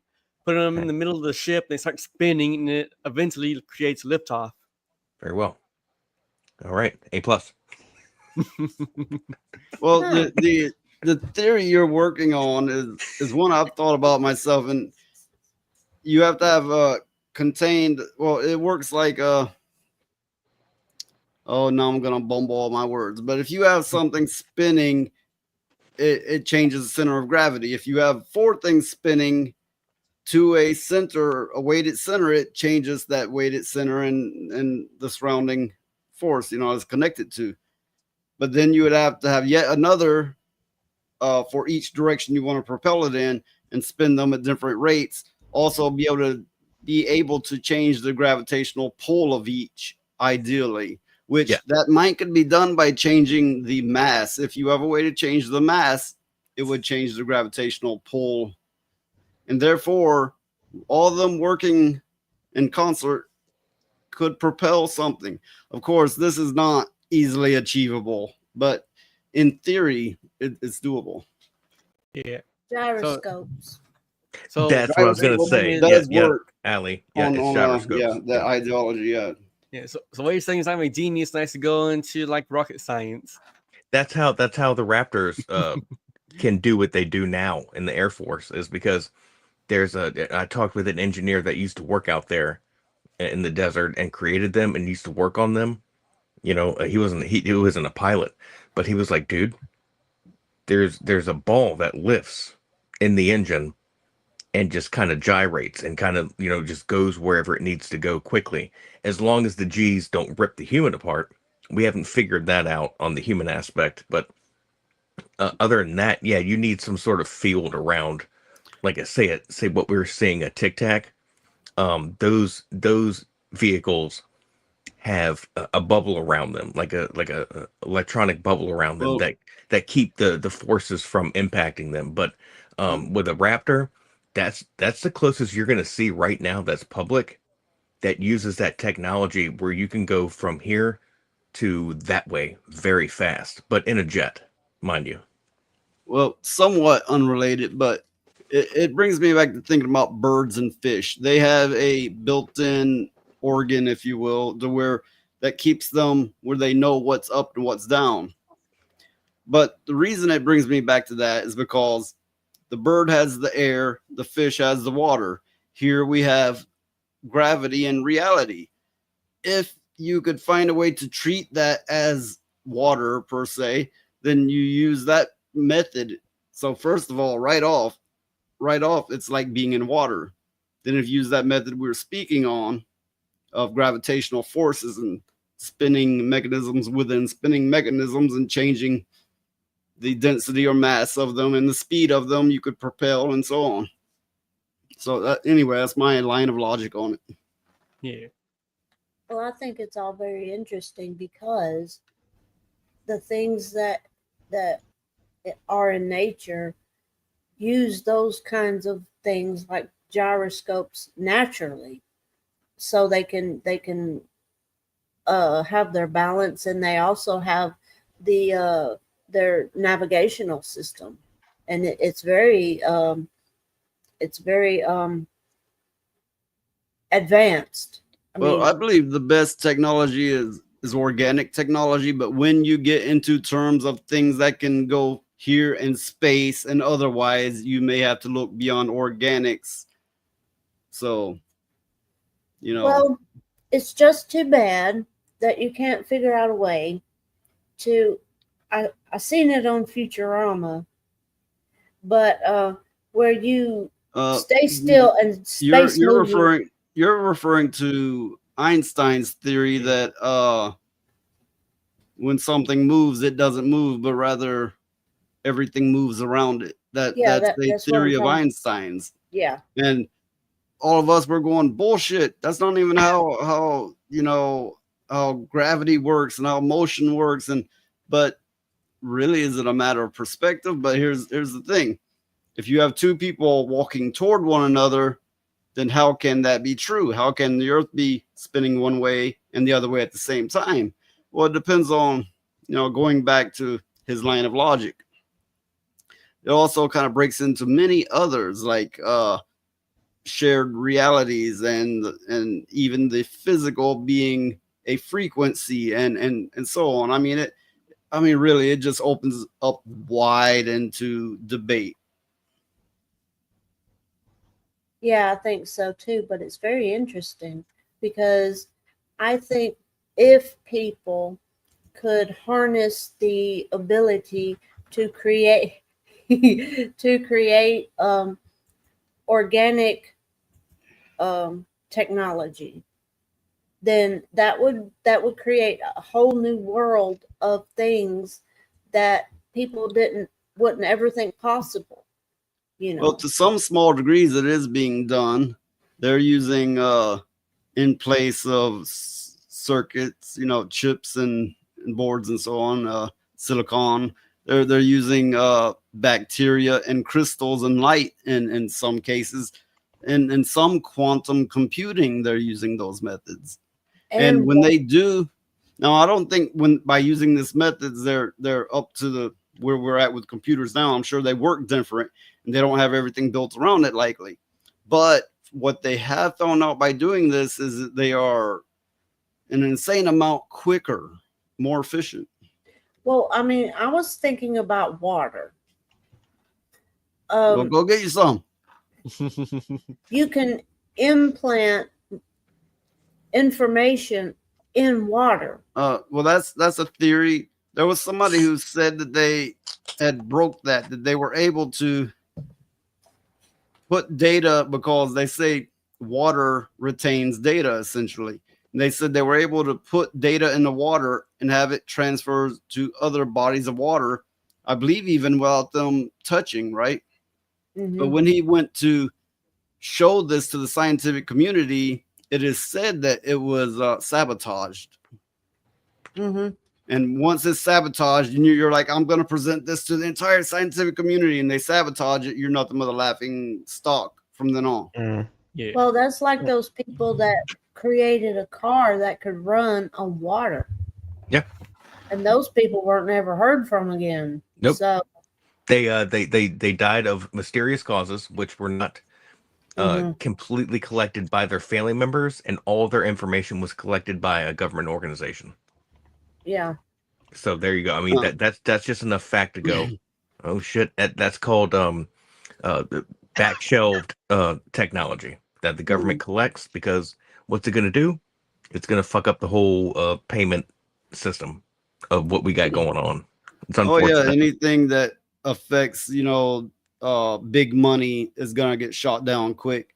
Yep. On the water thing, it was said you could basically put in the genetic data for medicine, and that water then be that medicine. Which, if that was true, that would be immensely interesting and could very well change the world. Look at all the inventions, the technologies, the discoveries that got shot down because of a closed-minded scientific community, universities, and big money, obviously. Yeah. We would be living like better than the Jetsons if they would let these things thrive. Mm-hmm. Oh yeah. I think so too. But, it's very interesting because there's a lot of things that they won't allow, but would benefit people very much. Fucking Valkyria over there could have a Foodabot. Oh yeah. Oh, God, a Foodabot. You never know. You never know what's below that little under circle. Yeah. No. I don't want to see one. I just, no. I don't know when I made one. You know, It would have some wheels on it, right? And it'd roll up to them and it's like, would you like me to assume the position today, sir? I'm like, hell yeah. I'm going to get 3. I'm going to get 3. So, I can It'd be sit like, on one and hold I've 2 others detected- with me. I have detected arousal for the 10th time today. Would you like to be serviced? hey,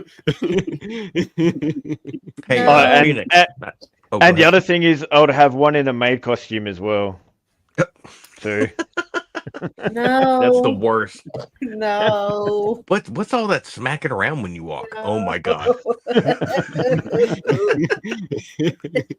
They get stuck together. You couldn't Oh, yeah. separate them for a while. You'd have to wait.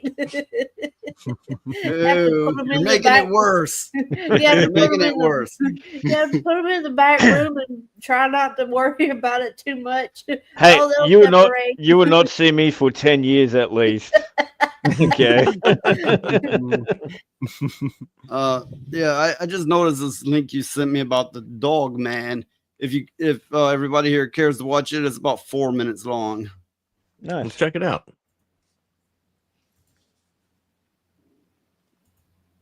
Into the stream. It's the urban angler. He's tough as a bush. He goes climbing mountains in search of Bigfoot. He's a dumb booger. I was wondering if it'd all be dumb song. Yeah, I didn't. I was hoping it wouldn't be. This is very old footage. Oh, it is said that this was debunked, that this was found to be Yes. a hoax. Yeah, But I don't know. I have seen this before. I have seen this before. I kind of think it's real. I can't remember the exact proposition from the guy that debunked it, but he did a pretty good job. He was like, "Well, look at this, this, and this." Yeah. Yeah, but you know, it may be a hoax, but here's the thing about debunking. People do it because they're scared, and logic can be twisted all types of way. These debunkers, they're scared. A lot of this supposed debunking is a load of shit. Now, this may be an entire hoax, probably is, but a lot of this debunking, you know, just hurts our progress in understanding things. it does. It does, but Well- also we don't want to be screwed over. You know, we don't want to be True. lied to. So we Well, got to that's be the careful other because thing. the guy I We- watched, he wants We all this have shit to be this real. fear. We all have this fear of we've been duped, and no one likes that. Of course, Yeah. no one likes that. Yeah. But the debunkers usually aren't non-biased. They're very biased, and Yes. therein lies the issue. Usually, yes, they're trying to say, you know, get out of here. There's nothing to see here, folks. Yeah. Well, see, that's why I love the whole supernatural thing. But the other thing I love the most, like listening to, is cults. Like both of those subjects, I love the most. Oh man. I might know something about cults, but nah, I'm not gonna get into that. Oh, I remember them days.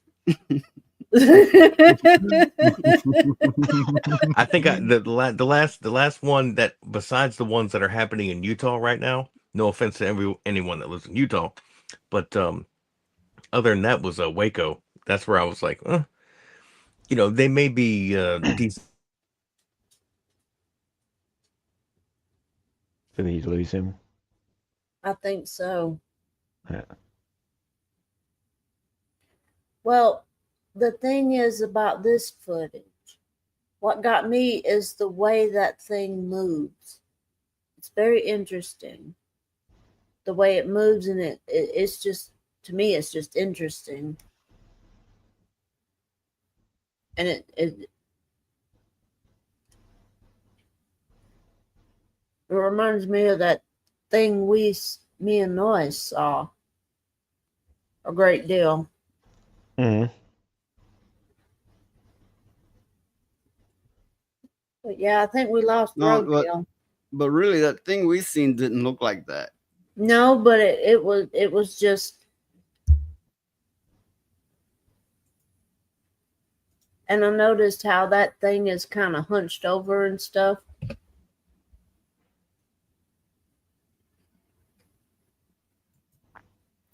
But what was interesting is that thing kind of moved, kind of like a gorilla would move on all fours. It's very interesting. Do you mean what we seen, or what are you No, saying? the thing in the clip. Yeah, because I was about to say what we seen, we didn't get a chance to see it move much. Mm-mm. Mm-mm.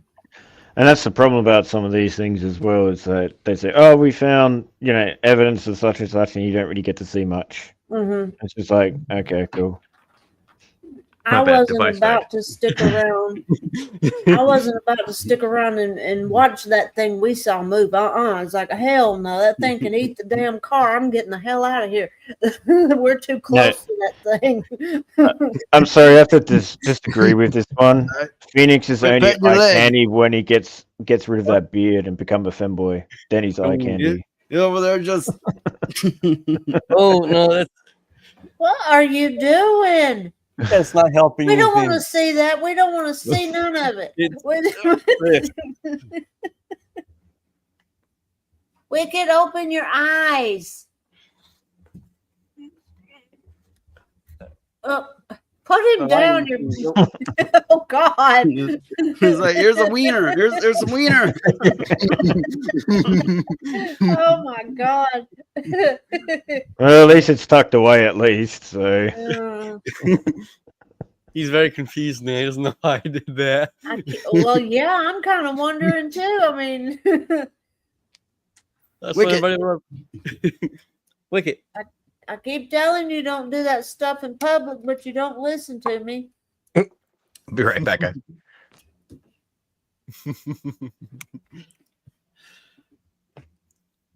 But yeah, the whole Skinwalker thing and the Dogman thing is very interesting. There's all kind of legends and stuff.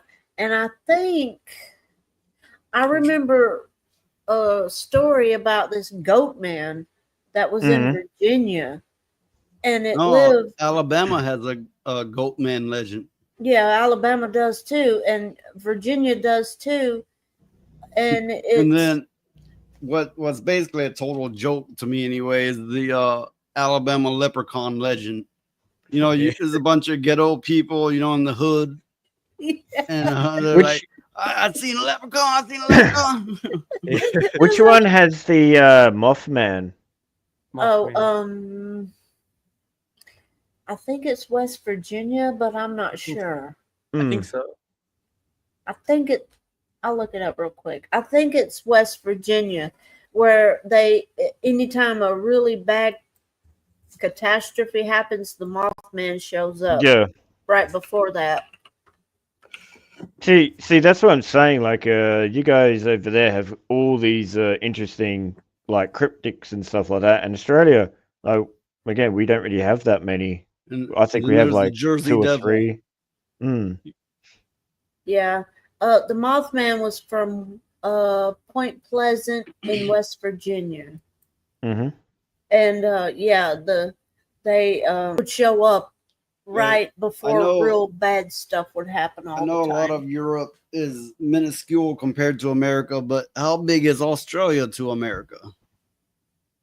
Well, we're pretty big for our country / continent. You would have to look it up in, you know, up online and stuff like that. Has your people been to space yet? Has your people been to space? Oh my God! Actually, yes, we've had an astronaut that's actually been up in space, joint with the Americans. Yep. Probably had a Andrew tube for sipping beer and a tube for pissing on the moon. Yeah, probably. Oh, come on, Noise. You know you would pee on the moon. Hell yeah, I would. You would pee on the moon. You'd pee all over the moon and all the planets. So, R2Litu says that's a good question. The UK has around 70 million population, which compared to America is just so tiny. Yeah. I mean, I hear people in that area, they travel an hour and they're in another fucking country or whatever. Here, we travel an hour and we reach a store. Yeah, I know it. The first nearest store. We're 2 weeks from everywhere. I mean, I've said it before. It's like if Walmart don't have it, you don't need it. You need Walmart. It's like 30 minutes away. Yeah, I know. It takes an hour to get to Walmart. Yeah. They're a tiny island. You know what that means? They're all inbred. So, according Not necessarily, to the internet at the moment, Australia has 27.8 million people. Yeah, that's still got to be tiny compared to America. Population, yes, but the actual country itself is huge. But again, you got to remember, a lot of it is desert. Like, again, the closer you go inland, the more desert it is. So I wonder if it's all been explored. Probably not. I doubt there's it. no telling what they'll find if they really search that unexplored land. But it's just the same as in America. There's a lot of places that you guys haven't actually explored in your country. I think as well. there's only one place on Earth that is the most unexplored, other than the Maybe the sea. rainforest. Yep. the oceans. Yep. I think, yeah, besides the ocean, the most unexplored area might be like Antarctica, which they've explored a good bit of it, no doubt, but They you know, won't it's such let a people in harsh there. land. Yeah, they won't let people There's in there. that too. You know, there's all this legend, you know, myth, whatever you want to call it, about there being aliens there, alien ships, alien bases, and all alien stuff, right? Which I kind of believe that it's likely true, honestly. The hole at the bottom and the top of the poles. I don't know. Google Earth blocks it out. So why are they blocking it out? That is interesting. But I know, like, my uncle, when he was stationed on the Nimitz, the battleship, they would go No, through the Well, you know, that'd be a good insult. Is like, I know where your mama lives. All I had to do is go on Google Earth. I can see that bitch a mile away. I remember going on Google Earth and like Googling my address, and I was like, dude, that's from like 3 years ago. But I'm like, all right, whatever. Like, Yeah. better that than like some sort of weird current shit. You know? Yeah. But my uncle, he was but stationed before- on the Nimitz. I just got to And- tell you, before Google Earth, in the earlier days of the internet, there was a system that worked just like Google Earth. Google might have taken it over, and that's where it comes from, for all I know. But you could look anywhere in the world, and it would show you images, and these images weren't so out of date. Now, this ran on Java, so it ran heavy and slow. But there was something before, years before Google Earth, where you could look at anywhere, and it was more up-to-date images. Wow. Well, speaking of aliens and stuff, when my uncle was stationed on the Nimitz, they would do maneuvers through, sometimes they would go through the Bermuda Triangle. And he said that if you go at certain times, the water would change. It would get from calm seas to stormy in a matter of seconds. And he said there were things underneath the ocean. He wouldn't divulge what it was. He just said there was things in the ocean that would amaze everybody. So, I mean, I don't know. I think the aliens are in the water too. I mean, Yes. why not? It's huge. I mean, it's unexplored, and you go down, you can't go but so far. And then the pressure of the water, you'll get the bends, you know. So, I mean, why not, you know?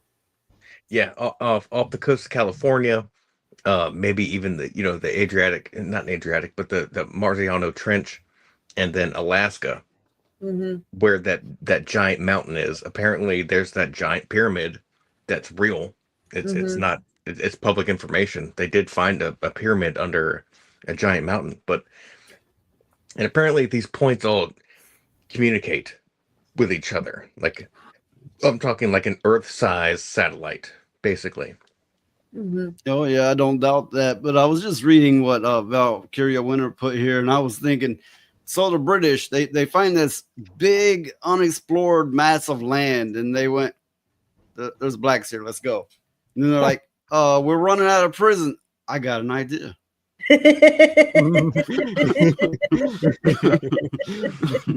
Well, that's what they did with Alcatraz. They made it a prison island until the salt water got to eroding the down buildings so bad they had to transport the prisoners back to But California. speaking of these, like you were saying, antennas, that's some lore behind the pyramids, is like that they worked in unison together, and that kind of thing. That's what the theory is. Talking about that as well. Is that they found the found wavelengths. Yeah, a lot of things that's going down even further as well. Like there might have been actually civilization underneath it all. So that's what I wonder about, man. And I'm not talking about lizard people or ant people. I'm talking about deep underground military bases, which are a real thing. Now, what's down there, I don't know, but there are weird things going on underground. Well, you ever see there was a man? He had these. He claimed he was in the military, and he went into one of their deep, like miles down bases, where there were They were aliens, according to him. All right, And he so says there's a couple stories of that. Go ahead. Sorry. There's one of them touched his chest or whatever, and a laser beam and cobalt radiation about killed him. It like chopped his fingers off, and it All went right, through I'm the not center gonna. of him. But, Yep, I'm not gonna but he mention the lived. name, but he was one of the head geological excavators for building these giant tubes underground. And Welcome, Frag Monkey. his name was Phil. Hey. And he apparently they busted into something they shouldn't have, and it took them a while. They were fighting at something. Finally, they pushed the drill through after a couple bits, drill bits that are mad expensive. And when that happened, they lowered down into there to kind of check the wreckage, or what that was. And then that's where apparently he and a team of Green Berets, Black Berets, and others went down there with him and found these things like working, and the humans were just like, kill them all. And so they started shooting, and the guy got his like fingers like blasted off, like dude, his wounds are very strange. Now, Phil, you got to look up the way he died. After he did his conferences and was trying to spill the beans, who the hell chokes themselves with their own colostomy cord or whatever? I think they ruled it that he offed himself, but it would be an impossibility the way that they said he went. No, that's what it was. It was his catheter cord wrapped around his neck. So, and it was wrapped so tight, it's not feasible. Now, if you're this guy, you have all these guns. Why would you wrap a cord around your neck, your P cord around your neck, and choke yourself? Well, not to mention he was getting a lot of attention doing his Phil Schneider was his name. Phil Schneider. Yeah. And these, communities he would speak at. I mean, I don't think that he felt, in any ways off himself. No. Nope. He had a daughter. He had an ex-wife that they got along with, but he had a daughter, and also he was onto something. He had lost a lot of friends, but he was onto something, and he knew. Dude, he mentioned it in his conferences. He was like, dude, I've been shot at. I feel very unsafe. He wrote a letter to his family saying, if anything happens to me, I did not kill myself. Very basic. Like he knew he was touching on something that could get him hurt.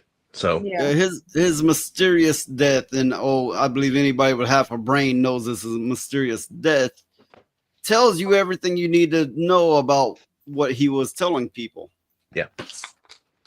He was a government contractor that had too much knowledge, and he was trying to be like, guys, they're living underneath us. Like they've been here. If they were smart, they would have just left that man alone. People would have went, he's a fruitcake. Yep. No, people were digging it. People were like, huh.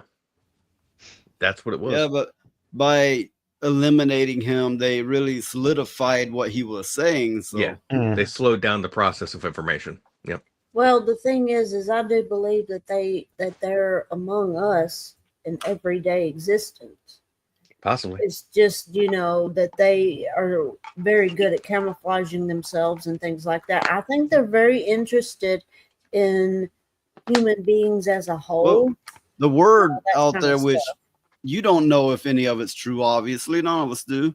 But the word out there is that they walk amongst us, that many of them look just like us. Well, it's even said in the Bible that angels walk amongst men. So if what I'm saying is, in any other terms, I mean, if we were back then and we saw an alien, then we would think they were gods. Yeah, people came from the sky. Yeah. Mm-hmm. Well, there are pictures of that from like natives and across the whole world that have actually had paintings. The Native Americans spoke of a star tribe or star people. Yep. Yeah, people from the stars. And there are multiple stories. One where they helped one. They found one about dead and they helped it. And it's something with the story had to do with a crystal, like it communicated through it, or what was the story? Do you remember? I think it was a Navajo legend. The Navajo people have a lot of stories like that because obviously they're out where that kind of thing happens a lot. I think the way it went is one was injured and they were helping it and they were trying to save it and everything, and it told them to get this certain kind of crystal and give it to it, and that helped heal it or something or other. I'm not real sure anymore. Is anyone familiar with what Bragg Monkey's speaking of here? The chick who broke the Panama Papers scandal. Mm, No. no. Well, I guess that one's lost on us. Yeah. No, But- yeah, I'm well versed in a lot of these stories, whether it be history or current. It's fascinating to me. Like Did you, kind of like Val knows it's good. Did they're you good read stories. about one of the most recent things where they found this orb? They didn't just find it; somebody recorded it. It was floating along. It's probably, I'm thinking it was about this big. It's floating along, and then it just fell. So they got it, and then the scientists got it. I think they refused to turn it over to authorities, but they pour water on it, and it steams. Some people that were around it got sick after it. I take it from radiation. But to further, it has symbols on it, which to the best they're able to decipher says something about the enlightenment and progress of humanity. Yeah, and it's usually in like hieroglyphs or something like that. Yeah. Yeah, it's in some type of hieroglyphs. That is I haven't a heard about very that recent story. story. Yeah, I haven't heard about that one. Well, yet. there was, I think it was on the news or something, either last year or something like that. About, I'm not sure if they debunked it or not, but there was like this drone that came from the water, and then when it got near like either a military base or something, it actually camouflaged itself, and actually went in. Oh, the jellyfish. Yeah, I think that's what it was. It was, Dude, yeah, it was very weird, interesting. that was a weird fucking video, man. And I'm pretty The sure way that was thing actually on just the floated through a news. military base, and they were like, "We can't do anything about it." That's no, you can't do that. Yeah, that's something out of this world that we can't contest with. You know, there's just no way. But I did watch that video, and I was like, "Whoa!" Like that's real aerial video of something going through a military base, and they were just like, "What is this?" You're talking about the jellyfish. Yeah, I've seen that footage, and it is odd. Like the clarity of it is odd. Yeah, I don't know. Yeah, I don't know why they named it that. It kind of looks like some sort of like weird. You ever played Fallout 4 or 3? You know those robots. Extremely smooth motion. Yep. Is odd. Yeah. I was actually thinking of Star Wars with the drones that they had in the Empire. That too. And that, but yeah, I thought that was actually odd because the other thing is it's so hard to actually think of like, is this true or is it fake? Yeah, as well, and that's the hard part. Like some of them you probably can tell. Dan where is others, heading out. We'll see you later, Dan. Hey, brother, have a good night, man. But yeah, that's the thing is, that's why I watched more of these hardcore one-on-one interviews with people that have had encounters rather than these sensationalized videos. Sean Ryan's one of them that has these guys on. There was one about a Marine that he witnessed in the Pacific Islands after a hurricane.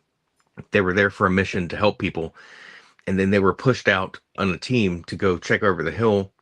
No radios. They thought that was weird.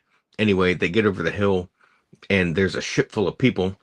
Anyway, he makes contacts with people after they were bullied by these, black camouflage individuals. No name tags, no insignia. And, dude, just the interview itself, you can see the guy sweating. You can see the pressure on him explaining this. And this was something to where he was like, dude, this is these big companies, these big aerodynamic companies that had technology that are transporting people for selling, the whole what's it called, trafficking, human trafficking. Oh, and so they pump them all in there off these big trucks. This thing takes off and is gone. We're talking what we talk about UFOs, and we have that technology, but it was he noticed that it was different than anything that people are like talking about other UFOs. It's kind of a copy of.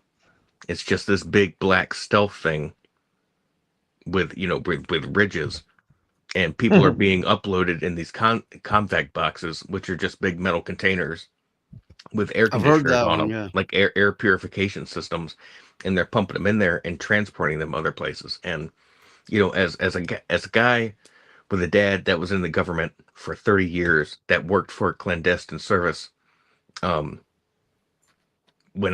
we talked about it, I got chills. I was like, this is probably fucking true then, because he was like, son, it's been happening for a long time. So it makes you even wonder if like things like a Stargate is actually even real. You never know, man. Like not the actual gateway to thing, but the things that they actually have in the show itself, like all the different aliens and Oh, how there's they interact. There's talk that says that Stargate, that at least partially, was based on true stuff. There's talk of that. There's also they're saying there's a Stargate that is what they call it, but what it's a big device that predicts the most likely possible future, a thing that they use as alien technology, supposedly. Oh, easily. Nowadays with quantum computing, yeah, man. They can take Oh, but all the this data was, in the world and compute it in seconds and go, okay, this will probably happen. Yeah, but the story goes this was before we got to this point with computers, that they had this alien technology that they nicknamed the Stargate, that they could use to look at the most possible probable future that they could at any time. Didn't they have a Stargate in the Middle East somewhere? Yes. That's what I thought. I'm not sure if it was Egypt, but somewhere in the Middle East. Yeah. Archie said the original Stargate movie sent him to sleep. Not sure why. The first one was pretty cool. I don't know what happened after. The other ones were kind of like B movies, but Well, the other ones took after the TV shows and stuff like that as well, and it was mainly the cast of season 9 than the actual originals. Slightly on another topic, there's a story about, which some say is fake, but the soldiers that went up into a mountain and ran into a giant. Yes. Oh yeah, I heard about that. Yep. Like I said in Foul, like there are a lot of like really chilling recounts of people that are put in like really remote areas that people never go. And they're like, hey, find your way out, or hey, this is what you're doing. And they encounter some crazy shit. So I believe some of them, not all of them. I think some of them are really good stories, but some of them, especially if someone describes it themselves, you can hear how uncomfortable they are. And also, if you're watching it, you can see how uncomfortable they are talking about it. And that gives you a big read on, is this real or not? It's not some guy sitting in an air-conditioned room happy and, so I saw this alien and I gave him a kiss. No, this is like If some you have really somebody- shit that changed their life. If you have somebody with a fairly high rank in the military, or that has been the head of some, big deal, and they're speaking out, you should probably listen. I mean, what have they got to gain by speaking out like that? Well, now, Noise, this is where we're at right now in this whole convention, is that the high-ranking individuals that work for the Pentagon, like Luis Elizondo, people like that, these guys know. These guys are counter intel. My dad was counter intel. This is all about disinformation and making you look the other way. It's an illusion. You have a point. Yeah. I think there was one that was actually doing that. I'm not sure if it's true or not, but the recent military person who was discussing about that. Some people were wondering, are you actually talking the truth, or are you actually giving us, disinformation? Yeah, it's and disinformation. stuff like that. And then you Mm. have the people saying that they've been at the big meeting where they said one of the steps that they're gonna bring everybody through is telling everybody there's aliens, but there won't really be, and that kind of thing. There's also that there's gonna be a big alien fake out. Yes. Yeah, I did hear about that, but there's also I think what's happening is the Pentagon has a thermometer in the country right now, and they're testing the better word temperature. is a psyop. Yes, that would be a psyop. Yep. I was a part of psyops at some point, and I was like, dude, this is what you guys do. I was like, that's kind of fucked up. It's all propaganda. It's all like fake lies. Some of it could be helpful, but dude, we're not going to be able to save your lives. If you believe us, that could get you killed. So I didn't like it. Yeah. Yeah. Well, I kind of understand where they're coming from, though, because if you get a bunch of people and they get scared, they get stupid, So I can kind of understand why they kind of say, okay, there is no such thing and all this kind of stuff. I kind of get it. I wish they wouldn't do it. I wish they'd just come out and say, okay, this is what we got. This is where we're at. This is how it's going to be from now on. Recently with all these drones popping up and some people are going aliens, UFOs, which I think they were clearly drones. That could have been a test psyop. It's like, will they buy the alien thing? It could have been that. Right. Yeah. Mm-hmm. Now, yeah, I think that's what they're doing. They're taking the temperature. If I see something as big as a city parked above my house, I'm gonna tell them, I'm like, okay, you can either come in and we can talk about this shit, or go somewhere else, because you're blocking the sun, you're getting on my nerves, and that's the way it is. Hell yeah. Looking up, get your big ass out of here. Quit raining on my plants. The only problem with that is, like, let's just say if aliens do that sort of thing did come here, there's like only two solutions. They either want to be friends, or they want the planet, so we're going to die. They live here already, man. They're not enemies.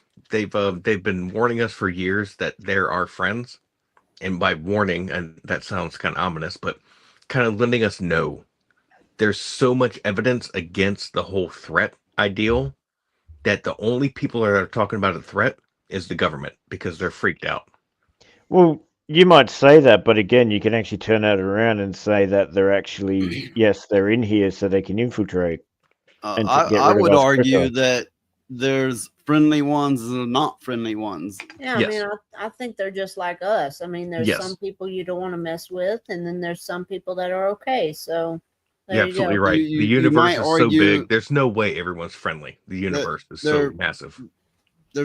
You might argue that they're trying to usher humanity into the next state of enlightenment. And I think, oh, fuck, they might get 10 people. I don't know. That's where I take it, man. I take it as in they may have created us. And I don't know which ones, but I think those are the chariots in the sky. The people that came down and were like, hey, we're going to teach you how to do this shit, and then we're going to leave. We'll be back later. That's funny, because saying that universe is so big and there could be other people, that means that there could be some food aliens out there. Oh my God, there's definitely food aliens. Definitely. Dude. I was wondering, and that freaks happen. Me out. giant ants with large penises. I was waiting on that. Well, okay, besides the people who say that, hybrids are made and, without your consent and that kind of thing, besides that, you don't hear much about alien sexuality. No. Apparently the gray community cannot procreate, and that's why they're here, because they're like 135,000 years older than us. And they're us that are that far old. And that's exactly what the Asgard were in Stargate. They couldn't. They were all clones. Yes, that's what they're saying. Some people are saying. Yeah. Okay, there's all kinds of different theories out there, but let's go with the And you one know that they're all they're listening to us right now. You know, this is all broadcasted through the internet, so they're probably like The- stupid Yeah, who humans. cares? so let's go with the one that they're future humans. Well, Okay. that could very well be a time paradox. Them coming back would cause the state they're in, and it could very well be a time paradox. It depends on which theory of time that you believe in, which there are several different ones, and one belief causes paradox when you go back and Yep. you affect your own timeline. I think what the most recent Disney movie did that was good was Buzz Lightyear. When I had to explain to my daughter that when you go that fast out into space and come back, you're like, if you go 2 minutes that far, it'll be 40 years on Earth. R2Litu says, LOL, God, I hope no one's listening to us, Roadkill Dude. I hope someone is, because this is YouTube, and I hope people are watching. That's kind of the point. No, this is dude. We're all questioning the ideas. That's it. We're not saying anything is positive or like the affirm situation. No, we're just having a good time. But And I seeing do as love how- these subjects. Yeah. Seeing as how we're on YouTube, I have to grift. Like I just put in the YouTube chat. I put hit that $sign and gift. Actually, I meant to put go to Rumble and hit that $sign and gift, because YouTube don't support me in any. So I have to grift a little, right? I'm open to super chats and memberships if you go over to Rumble. Otherwise, I do have a donation link here if that's the only method that you could do. Okay. So I have to grift a little, of course. Well, I think it's very interesting, the different theories and stuff like that about the aliens and stuff. But what gets me is these people that say there is no other life in the universe except for us. And I say bullshit. It's bullshit. Logically, it's not possible to think that the Earth is the only planet in the universe that of has course life it's on bullshit, it. and I think they damn well know that. If even these people have no belief in extraterrestrials or extra dimensionals, I'm sure they have found something in space with life on it. It's insane notion to be like we're the only thing. Is how simple are you if you believe that way? I mean, Well, that's the same as thinking aliens, only breathe oxygen. How do we know that they breathe something else or don't breathe as well? Yeah, I would breathe it all. Yeah. Well, I mean, There's one. Like I said, there's a billion different things going around out there about how it really is, but some say that they are biological robots or avatars, if you will, like the movie Avatar. They get in this machine and they're this elongated Smurf thing, right? Well, let's say their spirit goes into, by whatever mechanism, into these biological avatars, and that is the aliens we see. That's one possibility. That just reminded me of the Matrix then. What happens if this is the actual Matrix itself? Well, the Matrix is based on something. I mean, it wasn't just a tale that somebody came up with one day. A lot of people were like, yeah, we're in a computer simulation. I don't think it's a literal computer. I don't think we're made of code, but it's a rough analogy. And even science has come to support some of this theory. Well, I know that I was surfing YouTube and I came across these videos where people would be filming as they were like driving and stuff like that. And they would see birds and planes and everything else still. Well, yes, they claim that's optical illusion, but I've never seen it firsthand. I've seen planes and birds and they were never standing still. So I don't know what to make of that. Me either. I just thought it was very interesting because video after video, the birds and stuff would be flying along and then they would stop. And I don't know about the birds, but but the planes were debunked because they were coming in on another plane, and with the with the whole dimension of speed, Mhm. it seemed as if the plane was just sitting there, and it was actually they were just moving at the same speed at a certain distance, and so it was just like an optical illusion, basically. Oh, okay. That was my thought. You cannot truly test that until you say watch it and record it while moving, and then try it standing still and seeing if there's a change. Right. Yeah, standing still is different, but these people were also moving in like either a vehicle or a plane. Yeah. Yeah. What is going on here? God damn this thing. But no. Dude, where did you post? All right. Let me see here. Is it on YouTube? Let me see. Where did I post the photos to you? Is that what you're asking? Let's see here. I just checked my bank account and I'm like, dude, I'm fine. What the fuck? But yeah, I mean, for all we know, there could be a planet full of futas just for yeah. Valkyria. Yep. Yeah. I had seen it was it was when Smash did his one night thing to Rumble and then he privated it, but it was on that show that John explained that some people can't get payments through on Rumble. So he says if you use your phone, it will work. That's what he claims. He didn't go into any more detail than that, but that's what he said. Yes, R2, a planet full of futas. Hey, Just oh for boy! Oh, Valkyria. you found a friend. You found a friend. Wow.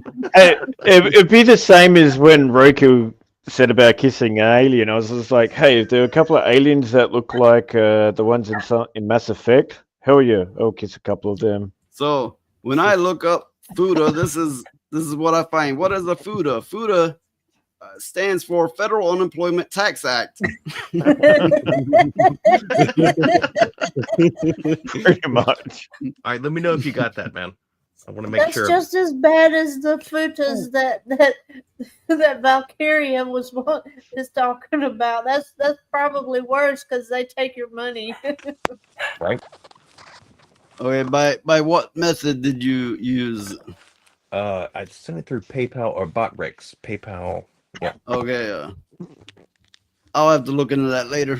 I prefer that but better. I'll let you know. Yeah, because you get the full amount. So that's why I'm like, dudes, we may expunge a little bit of information about each other, but because on my PayPal and on my Venmo, I don't go by Roadkill. I go by my real name. Yeah. So you know I'm not gonna fuck anybody over, but I had one person donate through that, and I believe it didn't process through till quite way later, to like maybe a few days later. So there's a possibility that can happen.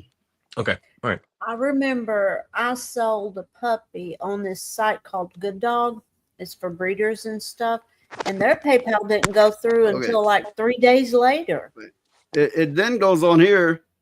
However, FUTA can also refer to a Japanese term for hermaphroditism, which is used in a broader sense for androgyny. Beyond Japan, the term is often used to describe a genre of pornographic, eroji, whatever, manga and anime. It includes characters with both male and female primary sexual characteristics. Yep. You will never see Valkyria again. Like I said, the better way to explain it is that a FUTA is pretty much a hermaphrodite. That's pretty much it. It's just FUTA as the Japanese term. I think that I think FUTA like takes all the LGBTQ stuff and just compiles it and throws it into a trash can and is like, take this. Hey, don't even put FUTA with those motherfuckers. Okay? I know exactly. I'm just saying. FUTA has been around there before those little jackasses. Yes, the Doctor Who is truly went to shit, no doubt. I vaguely kept up with it in the least. I'd watched it regular up to a point, and then I was like, nope.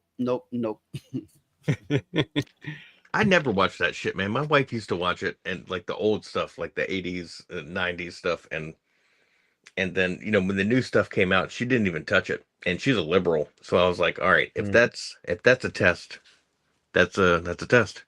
Like she didn't even Well- look at it. I think the Ninth Doctor's the best for me. I liked him the most. There's a couple Kudos episodes I've have seen that all were the pretty sexual cool. organs. They are greedy.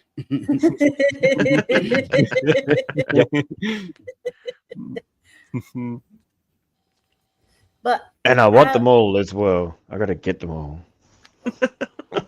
there's something seriously wrong with you. I don't know. I don't know what it is, but there's something wrong with you. Dude, I knew this guy that had a vagina. Hey, and don't stood on his judge chest. me. Exactly. No judgment here. No No judgment. judging whatsoever. I can't help it. It's in my nature. I'm just teasing. Yeah, I That's knew okay. somebody that got high once, and he didn't normally get high, but he got drunk and high, and he like sucked on his pillow all night, saying it was a blue tit. That's interesting. People from Venus. What the hell kind of friends you got, Noise? Oh, this person in particular was a real fucking freak, but I'm not getting into all that. Yeah. But you know, I just yeah, R2 Valkyria worries me sometimes too. I think he worries everybody. See, this was long before all the wokeism infected the world, but thing is, you get people who they're into things, right? And it's like, well, you should be in it too, or you're just closed-minded. It's like, Yeah. whoa, people are different. You understand That's where this, it don't is. you? People have different preferences. It's like, but you haven't tried it, and I'm not fucking about to. Yeah. Right. Yep. And I'll walk that's the by a thing, guy there- with a shirt on that I don't care about. Like I'm not into that, but I'm not gonna stop him and go, You need to be right, boy. Like I'm not gonna Their fight him on it. their side doesn't understand that if you're not as big of a freak as they are, that you know, they don't understand. They think something's wrong with you. They think that Yeah. you're just being closed-minded, and you have these feelings too. You just won't act on them. Fuck no. Yeah. What's Nope. bad is when you get people that are PDF files and Yeah. and they like, you know, the That other stuff. stuff. Yeah. And they want to say, "Oh, you have those tendencies too. You just Well, don't know it's it." kinda like you better saying- get the fuck away from me. It's Yeah, kind of like That's saying, debatable. like, oh, you don't like eating strawberries, right? And it's like somebody else is like, I like eating them. You just haven't tried them. It's like, well, I've tried them. Why do you think I don't like them? You know, and it's like, no, you're just closed-minded. That's fucking stupid. We're all different. We have different preferences, and we're all tuned differently naturally. But I also don't see there's how they times can't where get this through their head. Yeah. but there's also times where there's fruit that I look at and I'm like, I'm okay. I'm good. Like you look at someone cutting open a sea urchin, like in Japan or one of these, islands, and I'm like, nah, I think I'll just take the shrimp. Like I'm not gonna try that because I know it's good. I know exactly what it's gonna taste like. It's gonna taste awful. Yeah. You know, to these people, they're like, but you haven't tried it. It's like, I've seen a dick, I have a dick, and I don't want another. It's like, Yeah. well, you got one already. Why in the hell would you want You know, another one? It's like, oh, you don't know until you try it. I've glimpsed at a gay porno, and I was like, fuck no, I don't need to go any further. Oh Yeah. man, You know, yeah, your See, mouth starts Phoenix? watering and you're See? like, ugh. Remove the beard. Okay, be a femboy because so you can try it. There you go.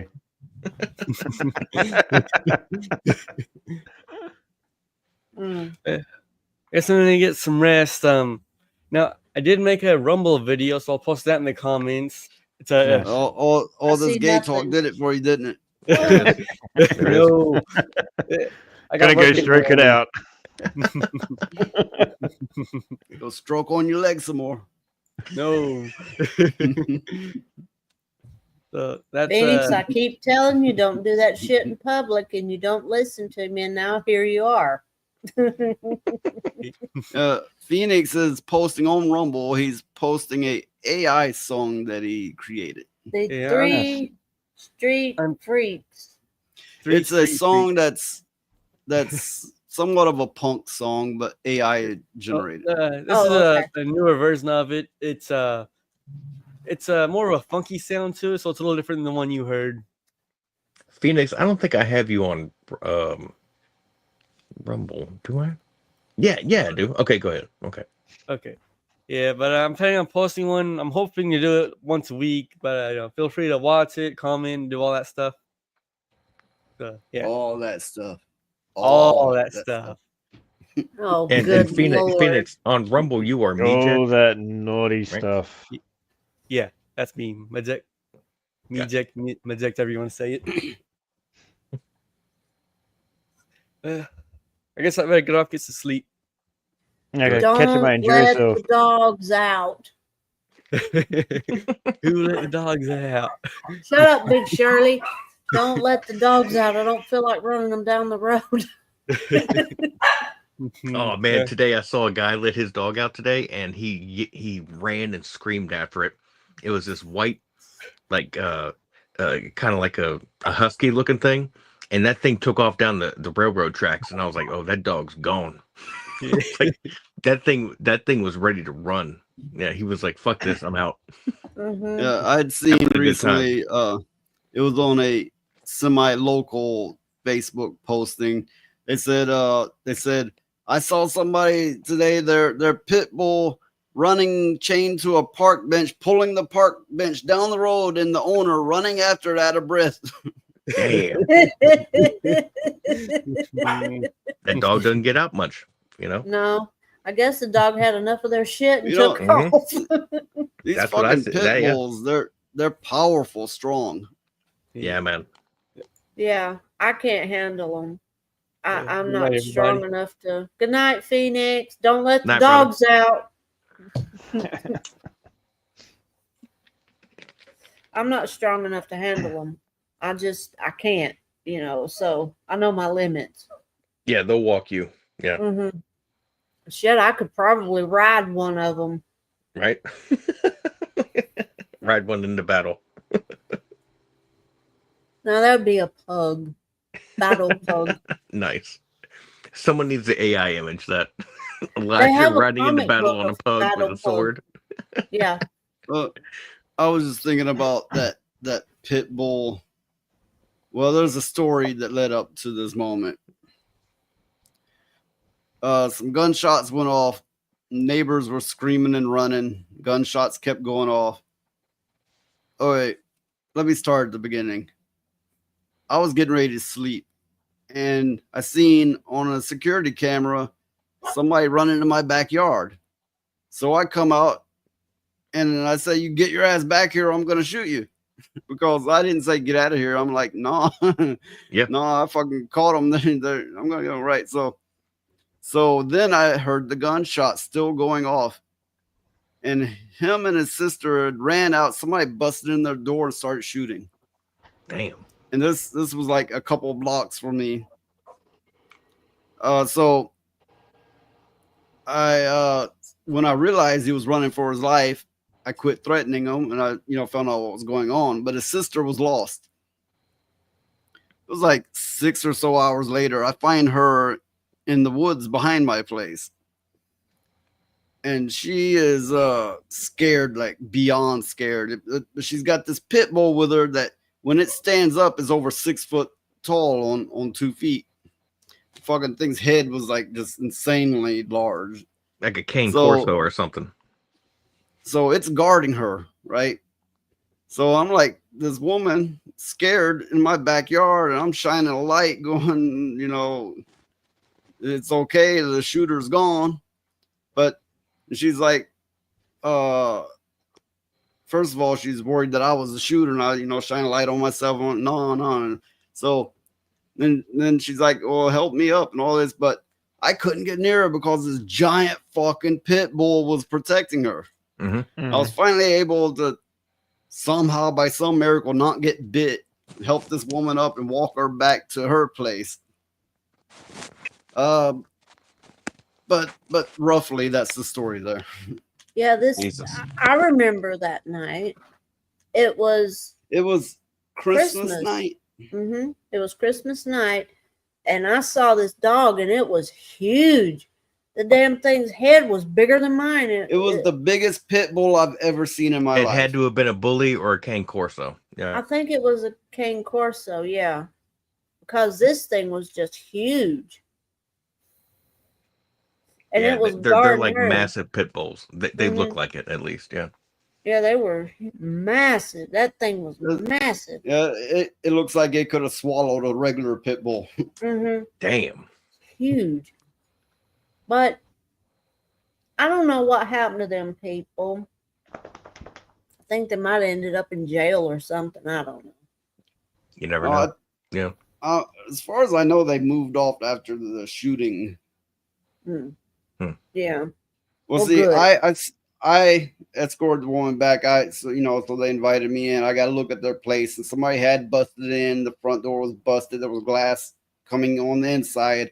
The cops questioned me later, and the cops were just laughing at them, saying nobody broke in. They're just tweakers, which they probably were tweakers, right? But somebody definitely broke in because the glass was facing the inside. I heard the gunshots. I heard somebody shouting at them. All of it was true, but the cops, no, this is like all they knew is, they're druggies, so they're making it all up. And that's usually what happens. Sometimes the local cops know the families, and they're like, "Oh, no, they just had a feud." Yeah. What's bad though is when you get the cops parking in your yard to do a sting on the neighborhood. Yes. And you're in the house watching Breaking Bad, minding your own business, and then you see the cops come up the driveway, and it's like, oh fuck, I didn't do nothing that I know of. It's like shit. That happened too. I've had that happen once, and the hair on the back of my neck was stiff for at least an hour. I was like, okay, what the fuck's going on? Why are you here? So- Why are you in my yard? But it wasn't me. Yeah, it was someone else. So there were 2 vehicles loaded, like probably, I don't know, 6 cops came up. They parked by my mailbox, and there's nobody else on the immediate street in the area where I'm at, not for a couple blocks anyway. So my first reaction was, I gotta run, and I was like, wait, I didn't do anything. Right? So isn't that funny? Go ahead. So I walked up to them, making sure to clear my voice and step heavy so they heard me, so they wouldn't be like bang, whatever, right? So I'm like, you here for me? Luckily they weren't. Well, I mean, when the cops pull up in my yard, it's like I instinctively gather up my medicine and put it away because everybody knows how they are, and I don't want them thinking, that I'm some kind of tweaker or something. So it's like, I'll just do that to be on the safe side. R2L2, he's got a good take on it all. America has shooters, Australia has spiders, and UK has ethic knife people. Yes. Yeah, dude, UK with them goddamn knives, man. To be fair, we also have ethic knife people and ethic gun people, and so on. Yeah, America prizes too much on weapons, which sucks. But this is what we get for kind of bowing down to the culture. And dude, I used to teach concealed carry permits, so I'm not trying to be a hypocrite. I'm just saying that I realize that there's way too many weapons in this country. Well, that's why I carry a baton, not a knife. I carry a baton. I think it goes back to people not teaching their children that those things are not cool. Those things are, they teach them that, oh, I can be a gangster or whatever with this. And instead of teaching them that it's a tool to be used, you respect it, you don't point it at anybody unless you intend to use it, So there but you most go. of these gangsters want to get that pistol and point it on the side or something like that, which, you do that, the casing's going to go straight at you or something like that. I knew a lot of guys back in the day that would brandish. They would just show it and be like, what do you want? And I'm like, dude, that's not where we're at. Technically speaking, anyway, it's illegal to brandish a weapon. Correct. It is. But they'll do it. They'll do it. And unless you want to be involved with the police, you're not going to report it. And personally, dude, I ain't calling no goddamn cops. Fuck them. back when I had gang experience, and we did it the old-fashioned way. You fought one-on-one, or you were a big pussy. If other people jumped in, everybody jumped in. Yeah. You know, the kind of like the number one rule is don't be a pussy and prove you're a man. You do it yourself. You don't rely on the whole fucking gang to jump in. Right. That's why I hated going to the pubs, you know, when back in the day, because you would find that, you know, when someone starts a fight, you'd have to have your mates looking out for you, because guarantee that person's going to have like an extra 2 people there ready to jump in as well. Yep. Every time. I even had I was just talking to one of my mates. This is back when I was working, and one of the work colleagues was talking to another person. They didn't really like each other too much, but they looked like they were just talking normally. And then I had his friend, or 2 of his friends, come up to me and the other work colleague that I was talking to, and both of us looked at them, and then we looked at each other, and we just kept talking, but they were just standing there watching us. And I turned around and said, "What are you doing?" And they just said, "Oh, we're just here just in case you guys jump into a fight." And I was like, why the fuck would I want to do that shit? Damn. Yeah, I mean, shit's gotten crazy all over the place. Also, the way we did it was, you know, you didn't pull out a gun unless they had already pulled out a gun, because, like I said, kind of, you know, the unspoken rule, the number one rule was don't be a pussy. You gotta show what you're made of. Yep. Yeah. And then usually the lesser will pull something out to scare you off. Yeah. It's not like that now. Now it's gun first. That's it. Yep. Yeah. Well, Guns first, know, ask questions later. It's just crazy because they don't think that if they settle it without guns and stuff, they live to fight another day. Yeah, their ego will be hurt and stuff like that, but they're still alive, you know. We have Weirn of Bly over on Rumble. Hey. Hi, Warren. We need some trumpets or something every time he comes in, you know. It sounds so regal, his name, and it'd be fun to do. Hey, Shout out, Big Charlie. Let's see. I could play this.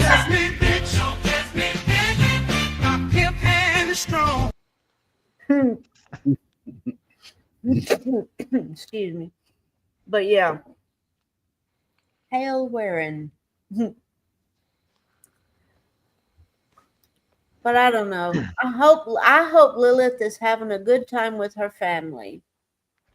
It's rare she's not on panel. Maybe she is. I hope so. Who's that? Lilith. Oh yeah. Yeah. Yeah, you know, more and more as time goes on, it feels like our little community gets divided against one another. But I suppose that's natural. That happens with any group of people. But, you know, it's just a matter of, can people move on from it, or will they get stuck on it? Yeah, it's like family. Yep. Yeah. A lot of people just get stuck on it. Well, That's you know, unfortunate. I think you can have disagreements with people and still be friends. You know, it depends on what you're disagreeing about. But R2, stop that. Yeah, Lilith I'd is agree. a I'd agree. she. I think the 2016 election with Donald Trump is what divided my family, but we all still, you know, do our best to go. Okay, Yeah. I know where you stand, but we're cool. We all know Lilith sounds like a man, but it is entirely possible for somebody's throat to get like that, for their vocal cords to get like that. It is entirely possible for it to be a female. Plus, they seem really hard against the whole tranny thing, right? And for somebody to be that hard against that insanity and then to be one, you know, It'd be kind of crazy. I don't yeah. know, dude. There's a lot of self-deprecating people out there, so I don't want to go into saying that Lilith may be that way. But guys, remember, there are people that are okay. Look at this. I'm black and I hate black people. I've met I've met one like that. Well, yeah, I mean, there's always the possibility that they're really a man and they just tell everybody that they're a girl, but there's also the other possibility. So here we are. We have two possibilities. That's I why. mean, the other one is that's why I tell Lilith, I'm like, until I see your face, we will be at a Mexican standoff. That's or you got the other one is just don't care. Yeah, I mean, I don't care. That's where I've moved on to. Yeah. Yeah. I mean, it's a air of mystery there. I think is what it is, and a lot of times I think it's why she don't show her face is because she likes to keep that air of mystery going on. But who knows? That's fine. To each their own. Yeah, we all have our reasons for all kinds of fucked up shit. It's just I mean, y'all part of saw life, my big Polish head the other night on accident. So you know, things happen. But yeah, peekaboo. But you know, it's like Noise said. For those who weren't watching, we was doing a stream and his camera popped on and back off just like that. Somebody went, I went to hit the peekaboo. unmute. Yeah, and I hit the camera button and I was like, oh fuck. So I was like, I started calling him peekaboo. But you know, it's like you said, Noise. Here lately, it just seems the community's trying to divide itself, and that's not good. Because one reason is the community would have a hard time policing itself. That's true.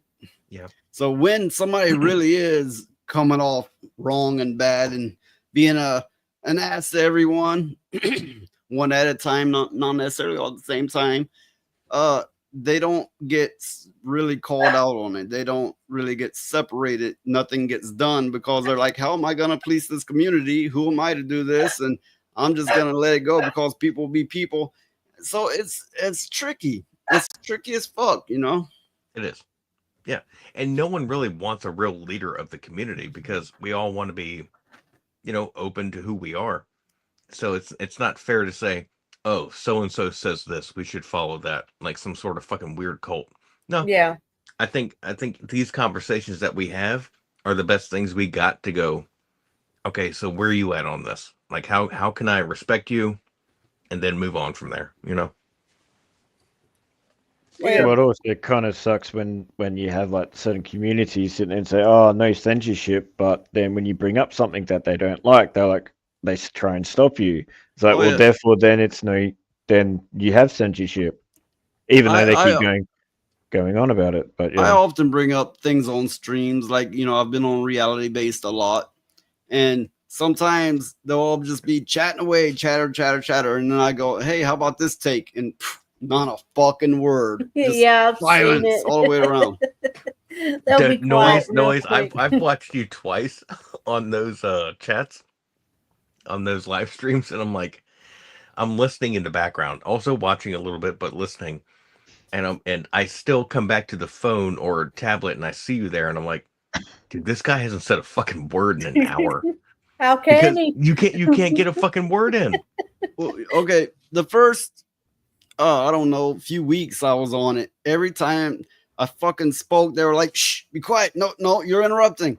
I mean, literally, they'd tell me this, right? And then they're like, you don't say enough. You don't ever talk. And I'm like, God damn, you can't have it both ways. I heard that.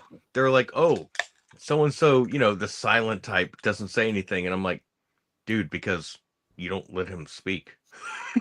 You're obsessed with yourself and love talking. So you don't let other people speak. That's why. Well, I know I was on that show. Not to mention, my takes are usually off from their takes, and I get silence in return at least some of the time.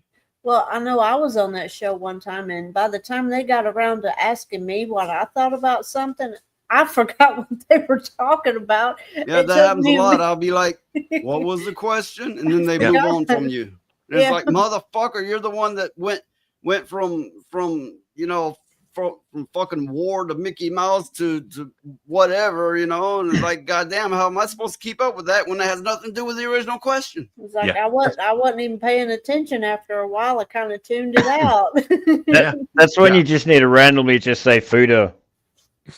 Just something throw it all There off. you go. Yeah. Or it's like I've often Throw some seen bait in the water. Toasty do. They get That's around to why I Toasty always and say some like she'll weird be like, aliens or Bigfoot shit. Go ahead. she'll be sorry. like, they say, hey, what's your take? And she'll be like, it fucking sucks. And that's it. What more can she say? She probably forgot. It's awful. I 'cause- love those Toasty takes where you can tell she's tired and it's like her third show, and people are like, Toasty, what about you or your outro? And she's like, whatever. Or when she's in the Discord and we're all talking, having a good time, and then ba-doop, she just leaves. Yeah, she drops out. You know, not to mention it's kind of like they go, and you got like what feels like 2 fucking seconds to say anything, and then okay, you took a breath on the next thing. Yeah, it's like, what? I wasn't paying attention. I did my best, but damn, Yeah. I've been trying not to fall asleep for the past 2 hours. You motherfuckers talking about some controversy between 2 people and you got 8 people in the panel. Yeah, I don't agree with all of that either. I think they should leave certain people's names alone. They because can't. of- Well, That is now some people's identity. Oh, and I That's- want It's any kind of sad. viewers out there to understand this is not me bitching about that show. This is my viewers' observations. They brought it up to me, and this is our universal take on it. Correct. Correct. This is not bad mouthing. This is a shared viewing of what happened. No, Yeah. if I didn't like them, I wouldn't follow them. And I'm Yeah, not true. bad mouthing any of them. I'm just saying that sometimes the formula is a little bit, people, are trying to get other perspectives maybe, but yeah, I don't know. It's it is what it is, I guess.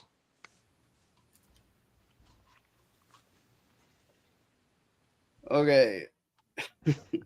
that Moving killed on. things, didn't it? Oh, no. I think that's a very good conversation that we had about how people set their streams and panels up in our community. I've seen other ones go like weird news perfection about like, you're not going to say anything and then 5 minutes later you're going to say this, but no, it's just a matter of I thought it was funny, just kind of like watching you sit there. And I was like, dude, is anybody going to talk to this guy? That's all. And I'm Well, like, Noise, I how did you not just leave your chair in the camera and walk away? Yeah, you can pull there a were Phoenix. times I almost did that. But Dude, you guys went through 5 subjects and haven't asked me shit. But here's the thing: some people speak and everybody lights up and joins in, and like, hey, you made such a good point. It's like, I made that point 20 minutes ago. What the fuck are you talking about? What's going on here? You know, you get a lot of that kind of thing. It's kind of like either you're popular or fuck you, you're here and we're gonna play along, kind of. Yeah. And I'm not, I'm not bad mouthing the show. No, because I again, think that's a natural phenomenon with humanity in general. yeah, and also like we all know, you being on someone that's a little bit bigger is way better than someone that on your own. Like it's a little bit of help, but at the same time, if they don't speak good about you or let you speak up, it's kind of like, why am I here? I get, but it's also it's a good and bad thing. Well, it's a herd behavior, kind of like, they don't seem to put any importance to this person, so I'm not going to either. Yeah. Yeah. It's like when And that's where we are. Yep. It's like when, That's why I'm see glad some Val's rich- here. Yeah. Go ahead. You see some rich people and they're giving away stuff, Feeders. and you say, hey, I could use that or whatever. And Okay, then they look, won't give you- it to you. They'll sell it to you. It's the same thing. Yeah, they put importance in the things only if the Mhm. criteria lines up just right. But you see, I'm not like that. I mean, fuck, who else will put Lilith on a show? No one. True. Lilith is just Lilith. I'm telling Look, you. I have Actually, no problems with her, but I all don't I'm I would- saying is a lot of people do. That's all I'm saying. I would actually say that it would be interesting to have like talking about the supernatural stuff with Lilith as well. She doesn't really believe in it. She doesn't Nah, believe in yeah. anything beyond life and physical and what can be seen and touched and that kind of thing. Yeah. Well, there But are still- other than these. Well, they have to believe in aliens, and they have to believe in something weird, right? I don't know. Or fringe. No, she the only thing I've heard her speak of is the death dream. Like when you die, you will have a vision or a dream, and that's the only thing. I think everything else she's like a hard no to. Yeah. But I don't think she's as rough as she wants others to think. I think she's got a soft side, especially for animals and stuff.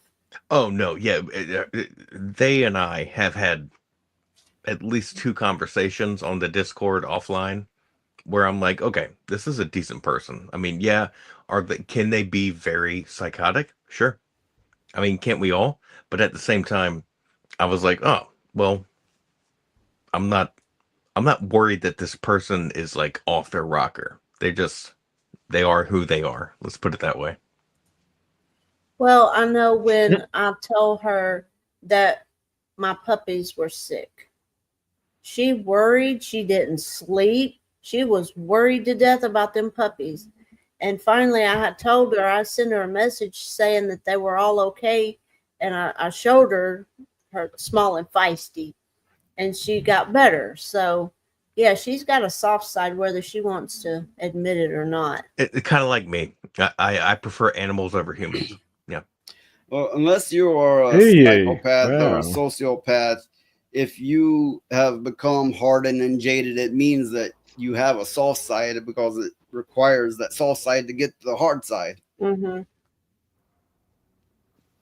Yeah. I can't see the pug I can't see the pug dents, R2. I can't see You gotta them. bring It's up the just Rumble work. page, you'll see it. Or I Mhm. could share it. Yeah, share it because I can't see it.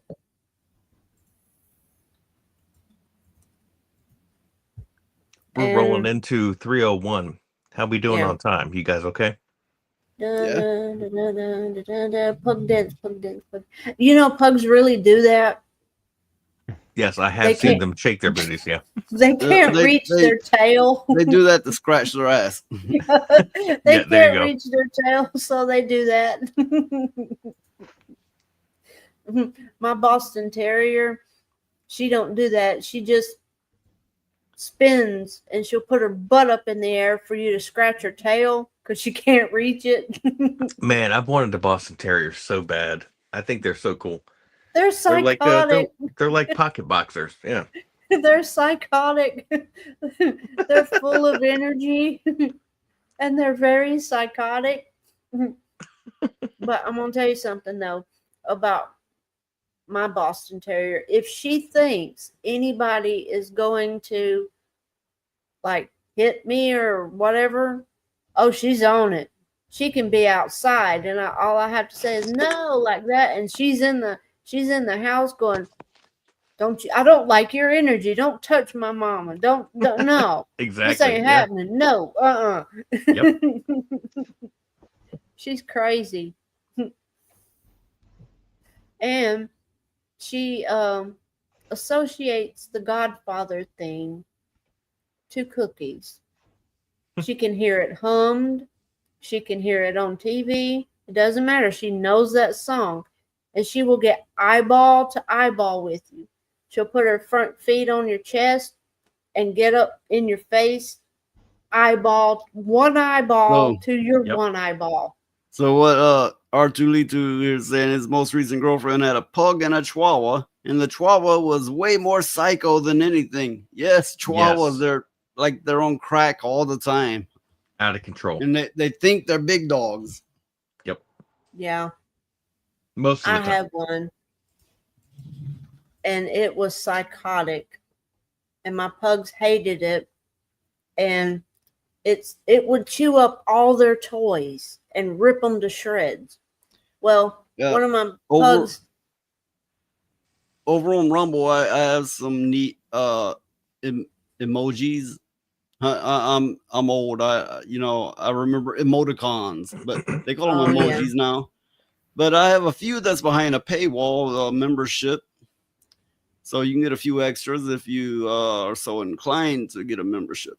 Yeah, but this Chihuahua, it tore up one of my pug's favorite toys. Ooh. And my pug wasn't having it. That pug used that Chihuahua as a football and started bouncing it all over the house, up against the wall. She would take her body and use it like a little tank and shove the Chihuahua through the house. Damn. And the Chihuahua tried to get away. She couldn't get away. And I thought, oh my God, the pug's going to kill this Chihuahua. I got to get it out of here. So I rehomed it. And that was funny. Noise, I just sent you my dog. Well, that sounds odd. I sent you a picture of my boxer bulldog. It sounds a little obscene. Nah, she's a cutie pie and she's awesome. Yeah. But yeah, what a lot of people don't realize about Bostons is they're in the same family as pit bulls and boxers and stuff like that. Yes. Yep. And if they don't let go once they bite, they will not turn loose. Lockjaw. Yep. Yeah. And you can see videos of them hanging from a rope on a tree, 3 or 4 of them spinning that rope round and round and round and round. And I've even seen videos of Boston's taking, oh my goodness. There she is. That's my Peppa. Oh, she's rocking that little eye makeup too. Yeah, she's got a black eye, eyebrows. one black eye, and she's giving me a high five. Yeah. Oh my God, look at it. It's so ugly. Oh, what is that? Another one in the back there? that is a miniature schnauzer. Oh, I thought it was its poo. Nah, oh, she's awesome, man. Is that the Bet one you that humped nobody you? come in your house Yeah, without that's you the knowing humper. about it. She is That's and the- also humps. That's the one that humps him. Yeah, that's the humper. And gives you the eye with the eyebrow. Humping you while I looking owe you in her the money eye. or something. It's humping away like this. Sure, the dog's not a feeder. I don't owe you no goddamn money. Get out of here. But I bet you nobody comes in your house without you knowing about it. No, she's good. The worst one is the schnauzer. Oh, She's really? she's 13 years old, and I think someone fed her gunpowder. She's out of control. Oh God. No. I don't think not for real, but she is like me and my wife talk about. She's gonna pee on our graves. She's gonna outlive us. That's the oldest goddamn dog I've ever had. I don't know. They can live a long time. Yeah. I know I had a pug and she was like 15 years old and she'd sit on the porch and watch the neighbors and dare them to come in the yard, like, get off my lawn. Yeah. That's exactly what she does. She yells, she barks at the kids and tries to like yell at them, and we have to throw her inside. Whereas Peppa, I got a sign up on my porch that says, like a good neighbor, stay over there. there you go. Yeah. There you go. Nice. But I need that sign. I Well, have. one day a preacher came up, and then somebody in my house said, "Hey, there was this man that was walking in the yard." So I was like, "What the fuck you talking about?" Didn't know it was a preacher, right? So I jumped in the vehicle and I chased his ass down. I didn't run him down or nothing, but I was like, "I heard you in my yard. What the fuck were you doing there?" And he was like, "Oh, I was just advertising for a church." And he had these flyers, and I was like, "Oh fuck, now I feel bad, right?" And I'm like, "Okay, give me one of those flyers." He's like, "Oh, no, that's okay."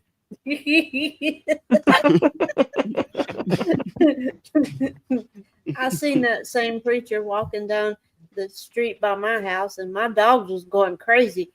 And they said, "We saw the gates and we saw the fences, and we didn't come in your house."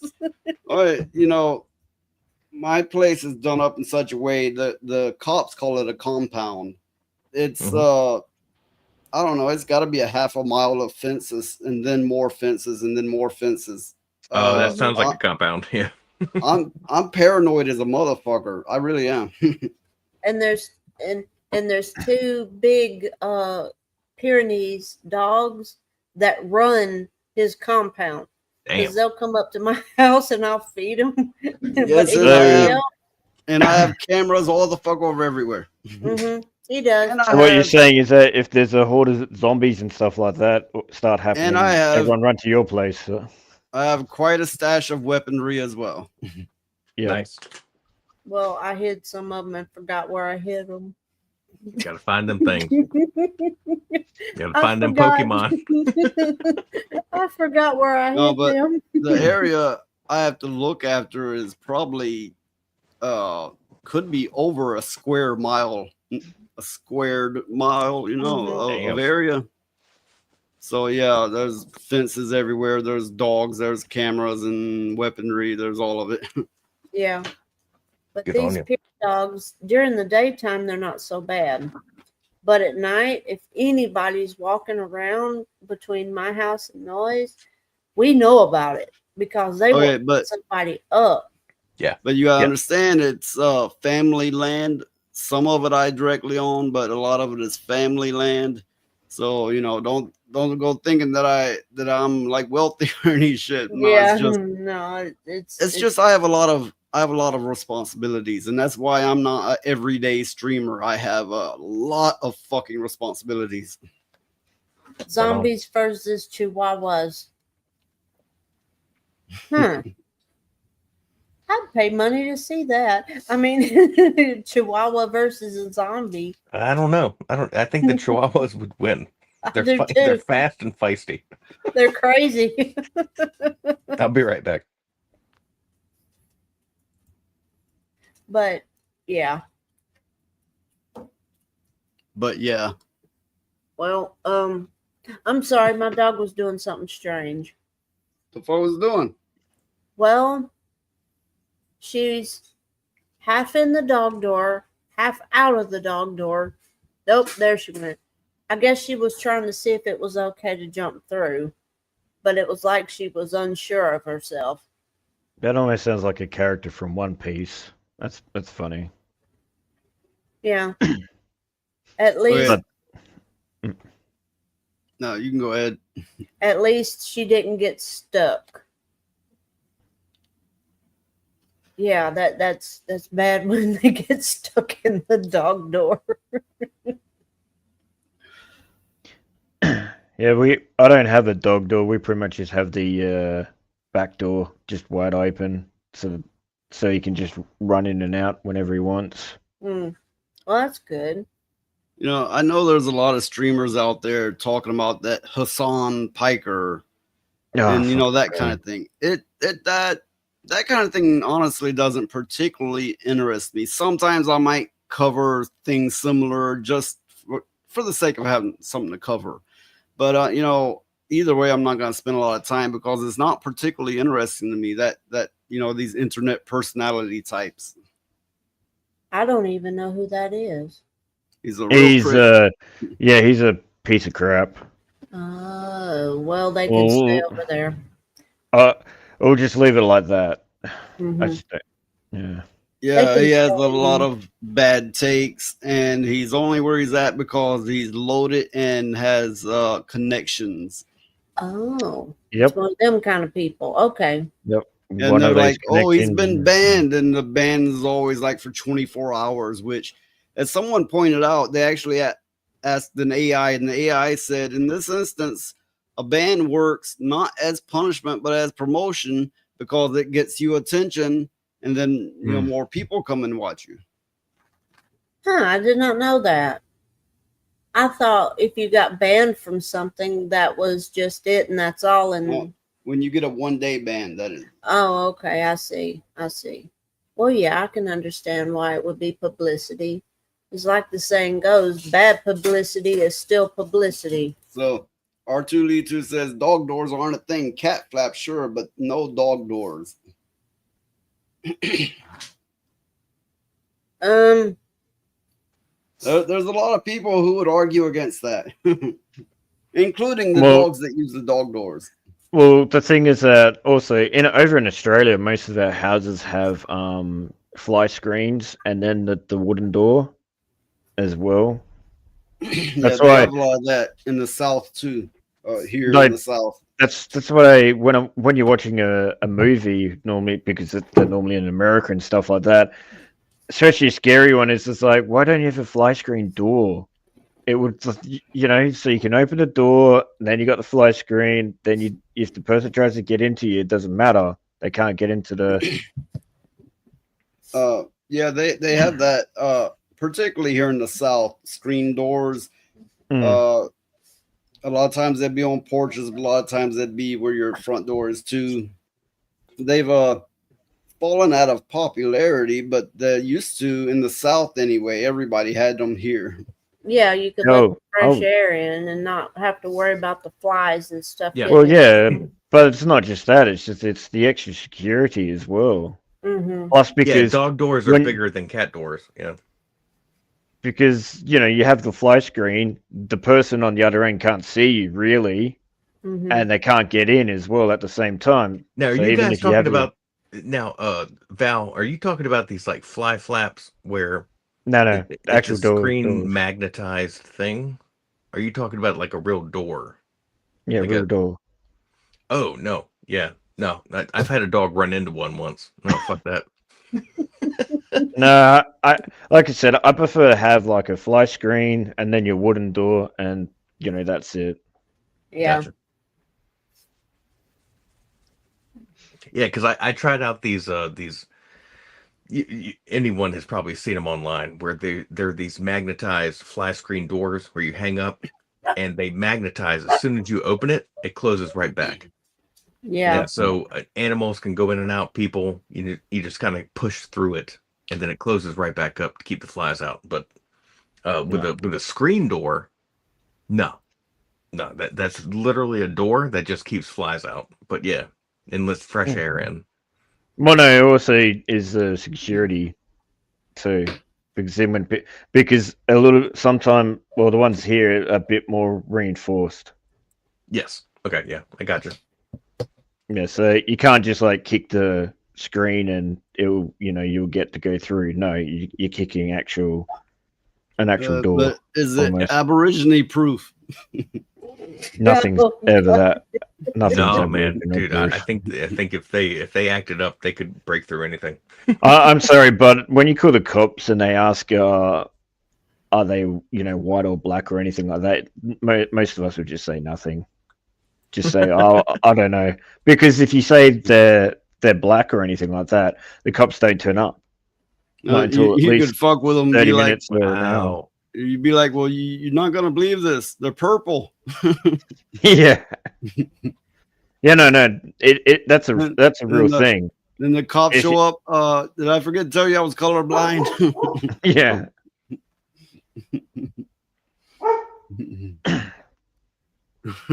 What's the real thing, Val? Hey, that wasn't racist. They have Aborigines over there, and Yeah, no, that's a real thing. But if you actually tell the cops that it was an Aboriginal, they barely turn up. Like they'll be like 30, 45 minutes to an hour They because they don't want the paperwork or anything like that. Oh shit. So he says this modern day Aborigines have magnetized collars now. Good.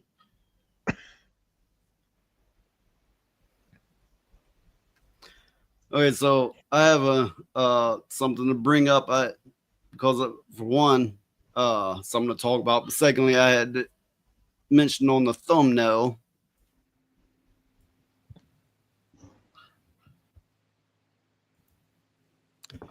So this is in relation to Mercanti, but that's not why I'm speaking on it. So Grum says it was always about silencing you and inventing new laws to do so. One of the lawyers representing Waffle House waitress is the infamous Don McGowan. He was the chief legal officer for Pokemon and also for general counsel for Bungie. So this lawyer is speaking on Gamergate here. Essentially is what he's saying is that he is working on litigation about Gamergate, and he's going to help Alyssa Mercanti come up with new laws to combat Gamergate. And the way he words it, is all in defense of the women, like, so we'll stop hating on the women and that kind of thing. Jesus. Which is funny because they're doing that, yet when you see male characters, they still buffed, shirts ripped off, everything, all that sort of stuff. So, I think we can safely say we love women here. Well, yeah, that's the other thing. You talk to a lot of other actual proper women who game, and they say they will be playing females. They want to play beautiful looking females as they game as well. Yes. They don't want to have these women who have got barely any features whatsoever, fully clothed like anything, and then almost look like a man sort of thing. Majority, pretty much all of them want to play attractive females. Yeah, but the main takeaway here is that the case against Smash JT isn't so much about him. It's to make big legislation that will be against us all. Wow. Yeah. Wow. It's just control. They want more control. And this is where you're finding that a lot of Western places, don't sell so well, and all the East is actually bringing in the players because they know what we want. Yes, the East is full of money transactions and all that sort of stuff. Sorry, R2D2 is right on both accounts. They're trying to create precedents. They really don't give a shit about Smash JT. And this is one of Mercanti's lawyers. He's right on both accounts. So this should be worrisome, to say the least. I mean, imagine that they don't have a full win, but some things get passed, new legislation that's going to hurt free speech in general in the name of defending women. Yeah, and then you find out most of that gamer stuff was full of crap anyway. Do they actually watch these streams? I mean, we're not on here going, hey, what woman do you want to bash today? When I think of Mercanti, I'm not thinking of a woman. I don't see her as a woman. She's not. No, she's many words that I can't say. Can you think of the last time you tuned into a stream or was on one and it became all about bashing women at any point in time? No. Damn, I don't think even Andrew Tate or whatever the hell that douchebag's name is really discuss about beating up women either. Oh, well, fuck that motherfucker. None of us like Yeah, I know. Well, no, I know he's a piece of shit. I wouldn't even watch his stuff, but that's what I'm saying. I don't think even he discussed about beating up women and crap like that as well. Yeah. And he's a person that they keep saying, oh, this is what the writer's all about and stuff, and all about that's crap. Imagine it. Let's say this is presented in court. They're gonna scour hundreds or thousands possibly of videos and find every instance of them bashing women, and on top of that, they're going to cut it out of context and they're going to present it to the court. So it's going to look like we have hundreds of videos where this Gamergate community is just bashing women. Yeah, well, I think that they're grasping at straws. The problem with that is I'm betting Ryan's gonna be in a lot of them. Yeah. Especially with What I was gonna say is I think that if they present it to the judge just right, that the judge is gonna buy it hook, line, and sinker. And I want to say it again. I'm not bad mouthing Ryan, but he makes a lot of crude jokes for fun, for attention, for fun, and it's all in fun. We all know that. We all enjoy it, but we know it's jokes. Yes. And that's where people can take it out of context and hurt someone. They can go, look what he said. And it's like, dude, you don't even get the guy. Yeah. Well, yeah, because it goes all over the place, even in movies and stuff. When then good example is Disney, when they were discussing about like Star Wars, people hating on the character, one of the black characters, because her writing was terrible, but they brought up as if that was a hate crime, and they only brought up one instance, like one actual text, and they said it was multiple stuff. It's like R2-L2 says, I've never bashed a woman in gaming unless they behave like gaming needs to pander to the needs of women, at which point we have a problem. Yes, they're going to take every legitimate concern that's ever been pointed at a woman and go, look, they're women bashing. This is Gamergate's fault, and we must make new legislation in order to prevent this. So, you know, it's kind of like the Me Too movement or any other such feminism thing. They are going to self-justify. They're going to cover it in such a way to where women cannot be criticized, just like you cannot question a woman. If they say it, it must have happened, and that kind of thing. It's going to be like you can't, it'll be a hate crime to speak anything that a woman's going to take in a bad way. Yeah, this will actually hurt the industry as well down the line, because people are going to just not buy that type of gaming at all. Sturgeon, which by the way, welcome Sturgeon. They've had to change their story after they appealed, showing they weren't being truthful or are showing their lawsuit is frivolous. Now that's on the Mercanti Smash JT lawsuit. Mm-hmm. And yes, they're using that as a bridge to get to this bigger legislation. So yeah, I mean, that's part of the picture, but that's the smaller part. But yeah, you include that too, because that's the tool they're using, and if that fails, they'll use another. Again, it's just about control. Sucks. They got money pushing them, and it sucks. Oh yeah, I mean, Mercani didn't even pay for the lawyer. No. Plus, she's being represented by a transsexual. And if you read the legal documents, it's just pandering so hard. They're taking every opportunity they can to shout out they're this kind of counsel, and the defendant is this kind of person, and every little chance they can. It's like 1% legal, 10%, 99%, whatever the case, percent otherwise, pandering and such. Yeah. I'm truly not a dumbass. Sometimes when you're streaming and you're having to say things on the fly, you will trip over your own words. Sure. Yeah. Oh, I totally get that. Well, I mean, YouTube has it in such a way that you can't say certain words, so you come off sounding like an idiot because you can't speak the way you want. too. They have made us all into infants. You know, I mean, I see adults in videos going, they had a pew pew. And I'm like, God damn.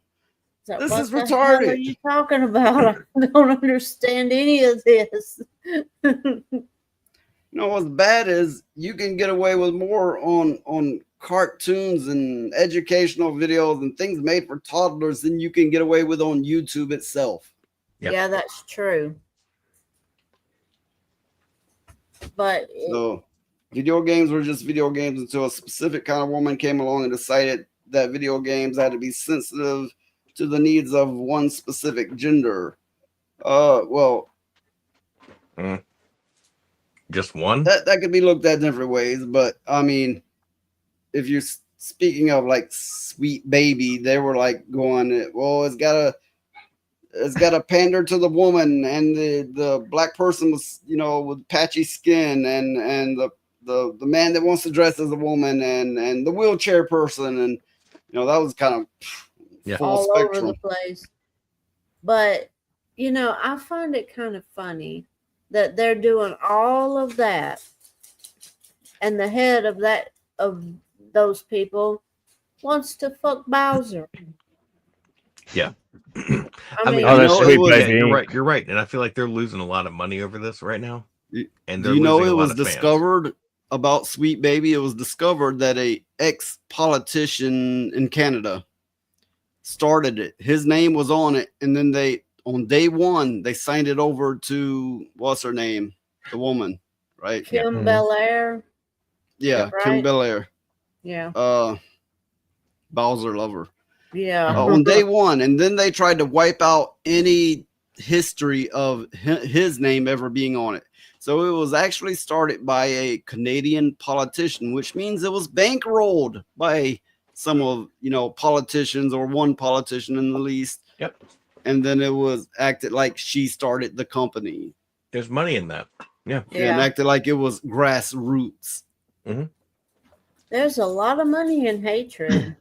Well, you just got to look at how Canada is now, how they bending to that group as well, heavily. Well, a lot of them fled there when Donald Trump became president not once, but twice. I'm not a Trumper, but at the same time, a lot of people and ideals have fled up there because look, there's one side to the other, and you can make money off that side.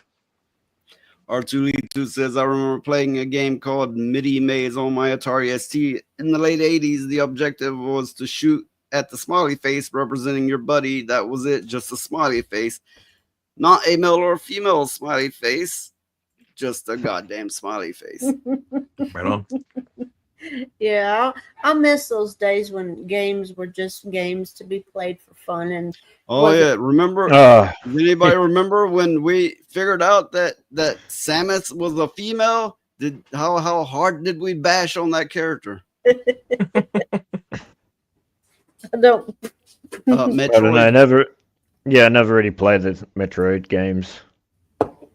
I remember that. I was like, "What? Are you kidding me?" I thought it was more like the whole Doom Slayer sort of thing. I had the first Metroid game on the NES, and I was, you know, flipping through the booklets that came with them back then. I was like, why is this a girl? Why is this a girl? And you know, my brother, which he's not around anymore, but my brother, he played games with me, and he's like, yeah, I think you're playing as a girl. And we were like, oh, that's kind of weird, and we kept playing.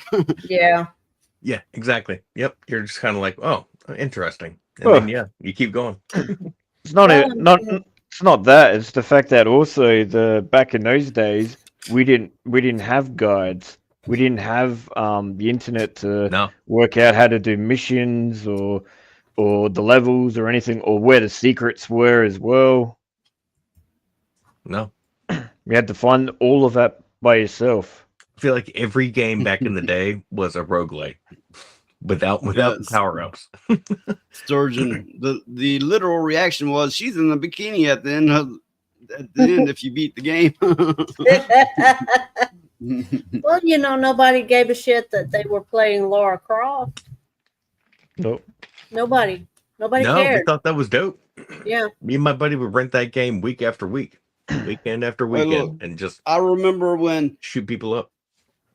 in the old days, you had to get a thing to have multiple controllers and hook it up to your system. But you would have boys and girls together playing the games in one room on a TV, right? And it was like nobody gave a shit. Yeah. Nope. Yeah. No one Same. ever stood up and fought. No one ever was like, girls are better than boys, or I'm a microwave. No, there was none of that. No, unless it was Tekken or Street Fighter or something like that. Then it was like this Yeah. character. There's like Yeah. this character's better than this one. Blah blah blah. Or you're using this cheat character. Rah! All the girls I played games with would always pick the girl because I would pick the guy, and it's like, all right, girls versus boys. Oh. Here we go. By the time we had voice chat and video games, everybody was calling each other stuff and everybody was threatening each other, not just the girls. Yeah. Hell yeah, Where man. they getting this hate thing from? Where that it's like, they just drew a line and went, "You're hating, and we got to do something about it." Yeah, Well, someone, I mean, someone threw down their notebook and pencil pad or whatever and was like, "I hate this." And it's like that's where we are right now. There's people that, yeah, they've drawn a big line though. This isn't like, don't call me gay. This is like, all right, I'm gonna ruin everything about your culture right now. Yeah, I keep seeing these people like, I got this franchise and I love this franchise so much, I'm gonna put my personal touch on it, which you know what that means. Right. If you loved it, why are you gonna queer it to be on recognition? Right. Just because technically they don't love it. No, exactly. Or they don't know anything about it. They are paid to initialize. Say the word. Yeah, I wanna say it. It'll make it 100% pandering from start to finish. There you go. There you go. Well, they want to take out trash talking and everything else in video games. Well, hell, that's half the fun of playing them is if you can trash talk your friends. You know what I Yes. mean? Yes. And now, Unless you're it's- doing like a couch co-op where you're working together. No, Yeah. man. That was some of the funnest times I've had where, if someone's winning, you take a draw back, like in Tekken, and then smack the controller out of their hands really far away out of the room. Well, hell, now a fucking console might go, "We've detected you've said naughty words, therefore we're cutting your access off for this amount of time." yeah. Or we've banned your account because on your social media you said this. Mhm. This is the point we've reached. Yeah. It's Total overhand reach is in control. Yeah. And it's really sad. Yeah, it is, because what I feel bad about is the kids, because as adults we can kind of pick and choose and stuff like that.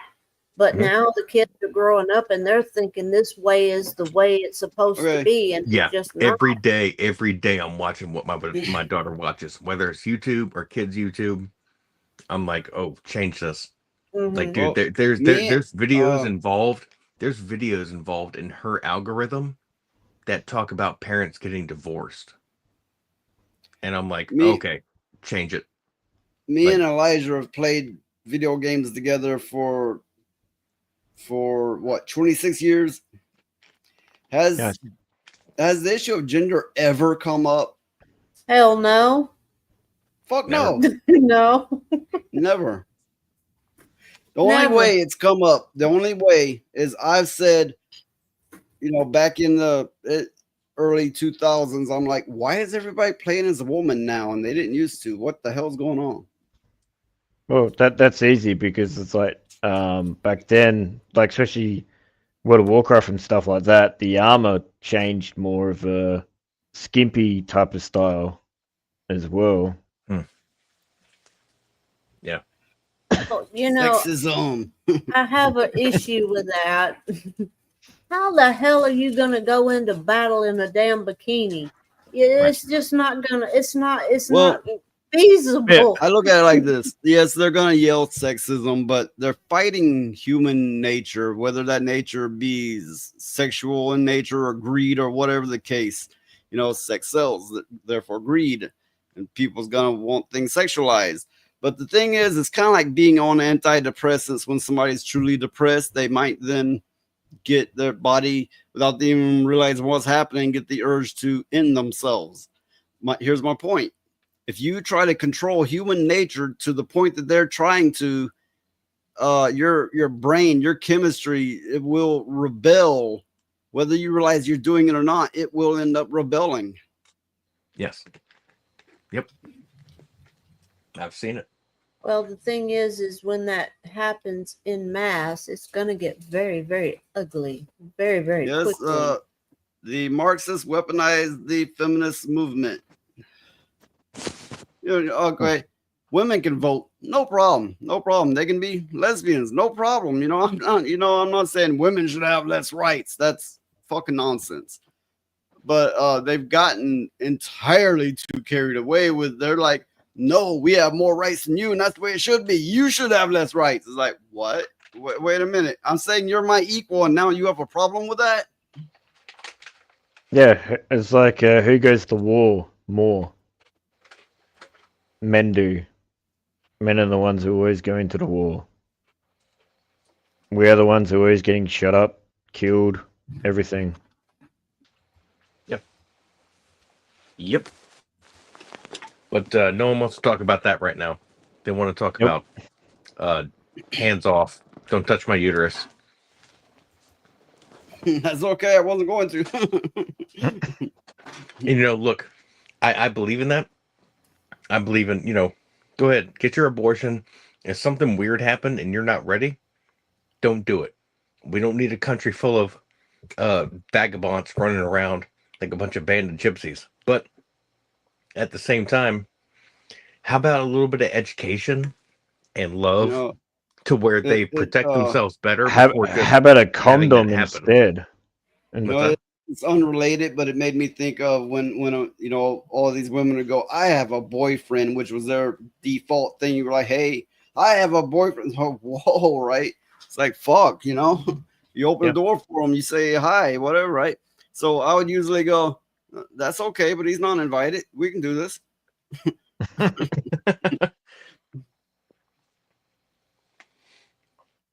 I mean, even now, I'm a very confident, a decent looking male, but I'm white. And where I live, whenever I hold the door open, I just stare at the ground because I'm worried that if I make too much eye contact, it's going to be weird. And I'm like, dude, I feel like a fucking bitch everywhere I go now. It's not just where you live. Actually, that's pretty funny because when I go to the shops and stuff and I walk in there, I see someone, I just say hello, and I look at them. And because most people don't do that as well. If you walk around the shops or just people don't really interact. No. They're always when I say hello to them. There's like a second, they're like, wait, what? You said something to me? Yeah. And then they'll say hello normally back as well. Well, you got to wonder how much autism has to do with it, because you got people now, somebody calls their phone, they ignore it, they knock on the door, they will turn the lights off and hide. And the world I grew up in was not that, but that is the world today in many cases. Yes. Well, I think fear runs deep within people now. They're afraid of everything. And this is why we see a lot of the stuff we're seeing now is because people are scared. And if you get scared people in mass, they get stupid real fast. Yes. Yeah. It's like it takes something like 5 days about 5 days for a civilization to crash when there's no power at all. Well, you find the first 2 days, everyone will be fine. Third day, people start worrying. Fourth day, you'll probably find a little bit of everyone's getting anxious and even more worried. And then you might find there will be probably high in crime. And then fifth day is probably more anarchy. That's what's cool about the Native Americans is that they would come together in these big groups and all have what we consider democracy, a big giant chat, there would be one person to kind of take everything in and kind of check the balances of what's going on. Yeah, that was the early days of democracy was, okay, so 75% of us want to hunt deer. The rest of us want to hunt bear. All right, if you guys want to hunt bear, fine, but the most of us we're gonna want to hunt deer. And that's where we kind of lost the balance of a little bit of give and take in each category. What you get a lot of today is people going, somebody else will take care of that. It's not my problem. Somebody will do it. Somebody, and everybody is saying that. Yeah. They're all waiting. Is like, who's gonna organize this? Who's gonna tell us what to do now? And you're gonna get a lot of that as well. Where do we go? It's like, dude, why do I need to tell you where to go? Like, and you'd find that one person, everyone would be relying on that one person to do everything, and then that person wouldn't be able to do it. And that's what we have with the media. The media is that one person entity. It's not a person, it's an entity that tells us what's trending, what's cool, what's the right thing to do. And really, it's like, really? Is it? I think you guys just have a mass hold on people. So you're using that to your advantage and also making money off of it. Well, I have 20-something-year-olds and 30-year-olds living nearby me, and but most of the time they don't do things. They let things go to shit. They don't fix it. They don't do what they got to do in order to keep things right. And if they ever do, they will bring somebody else in to do it. And I'm like, I wasn't raised that way. And I'm going, you a bunch of dumb, lazy motherfuckers. Of course, they hear this. They're offended, even if I put it nicely. And it might offend a lot of viewers too. I don't know. But whatever the case, something went wrong somewhere. I mean, I thought we taught the younger generation better. Where did this breakdown start occurring? I think every generation gets busy with life and jobs, and we are one of the hardest working not underpaid, but we are people that will work ourselves to the teeth to try to reach that next tier. And we get lost in translation and all that. And we don't focus enough on what needs to be taught. And that's happened for noise. I want to say at least 40 years? And not even longer than that. We've been in this generational thing of, no, dad's going to work, mom's going to work, and we got stuff to do, hurry up, get it done. And no one's sitting there teaching lessons. They're getting it from the teachers. Where the teachers getting it from? Whoever's in party. I would also say part of it is when everybody got any entertainment that they, any form of entertainment at their fingertips, and therefore they were trapped to a box. And they didn't seek out to go, how do I do this? This needs done. Let me figure it out. Let me fuck around with this. I got nothing else to do. I'm going to start building something or whatever the case may be. Instead, they were, to one type of idiot box or another. They were glued to it. Yeah. Because they had everything at their fingertips. And I think that's also partly to blame. Yeah, absolutely. I took a look around one day, and that's where I started getting into a little bit of mechanics, electrical engineering, not engineering, but electrical stuff. And I was like, dude, I own this is my second home now, and I need to learn how to do this shit. And I learned it on my own because I was like, no one else is going to teach me. And no, I'm not going to sit there like a pussy and go, can you come fix my refrigerator? I mean, yeah, sure. If you want to do that, fine. But if you want to save a buck or two, just learn real quick and save a buck or two. I grew up learning things, building things, being worked like a mule. But it wasn't until really that I moved off basically in the middle of nowhere in this really super tiny town in the middle of nowhere. And I had no one to call to help me with anything. And I was like, I guess I better put myself to it. No matter how fucking difficult this is going to be for me, I need to put myself to doing it. And in that, I didn't stay there but for about a year. But in that year, I learned hands-on experience like I never learned in all the time previous to that. And it's because I didn't have a choice. For that matter, I barely had working internet there for like a year. It was remote for sure. Damn. Yeah, and I do see that a lot. Like Sturgeon said, in living in an apartment, you're not allowed to fix things. And Correct. to me, that would be hell. It's like, I can't fix it. I'm right here. It's right there. Let me fucking No, fix yeah, it. you got to wait for the maintenance man. Yep. No, that would be and hell that can for take a me. while. And hope and pray they fix it right, so you don't have to go behind them and sneak and fix it yourself. Yeah. I stopped getting people to do things because I had to go back and do it right after they fucked it up. So now I just do everything myself. Well, I know I had the cable people come out, and my internet still didn't work, neither did my TV. And I'm going, what the fuck did they do to my wires? I know it's not, on the pole or anything. So I get Noise to come over, and I say, they done fucked up my damn internet, my cable, all of it at the same time. I don't know what the hell they did to it. Damn. And they made a mess out of it, and he had to fix it. It took him half a day to fix that shit. Yeah, my whole house is custom built electrically, and like it was made by these two brothers that thought they were the bee's knees. And so when anything electrical goes wrong, I got to shut the whole house down because I'm like, dude, everything they wrote down in the panel is wrong. When I shut off the kitchen and I went to go fix the goddamn the disposal, nah, I got fucked up. And Sounds like you need to do a lot of I told my rewiring. wife, I was like, let me know when that light goes off.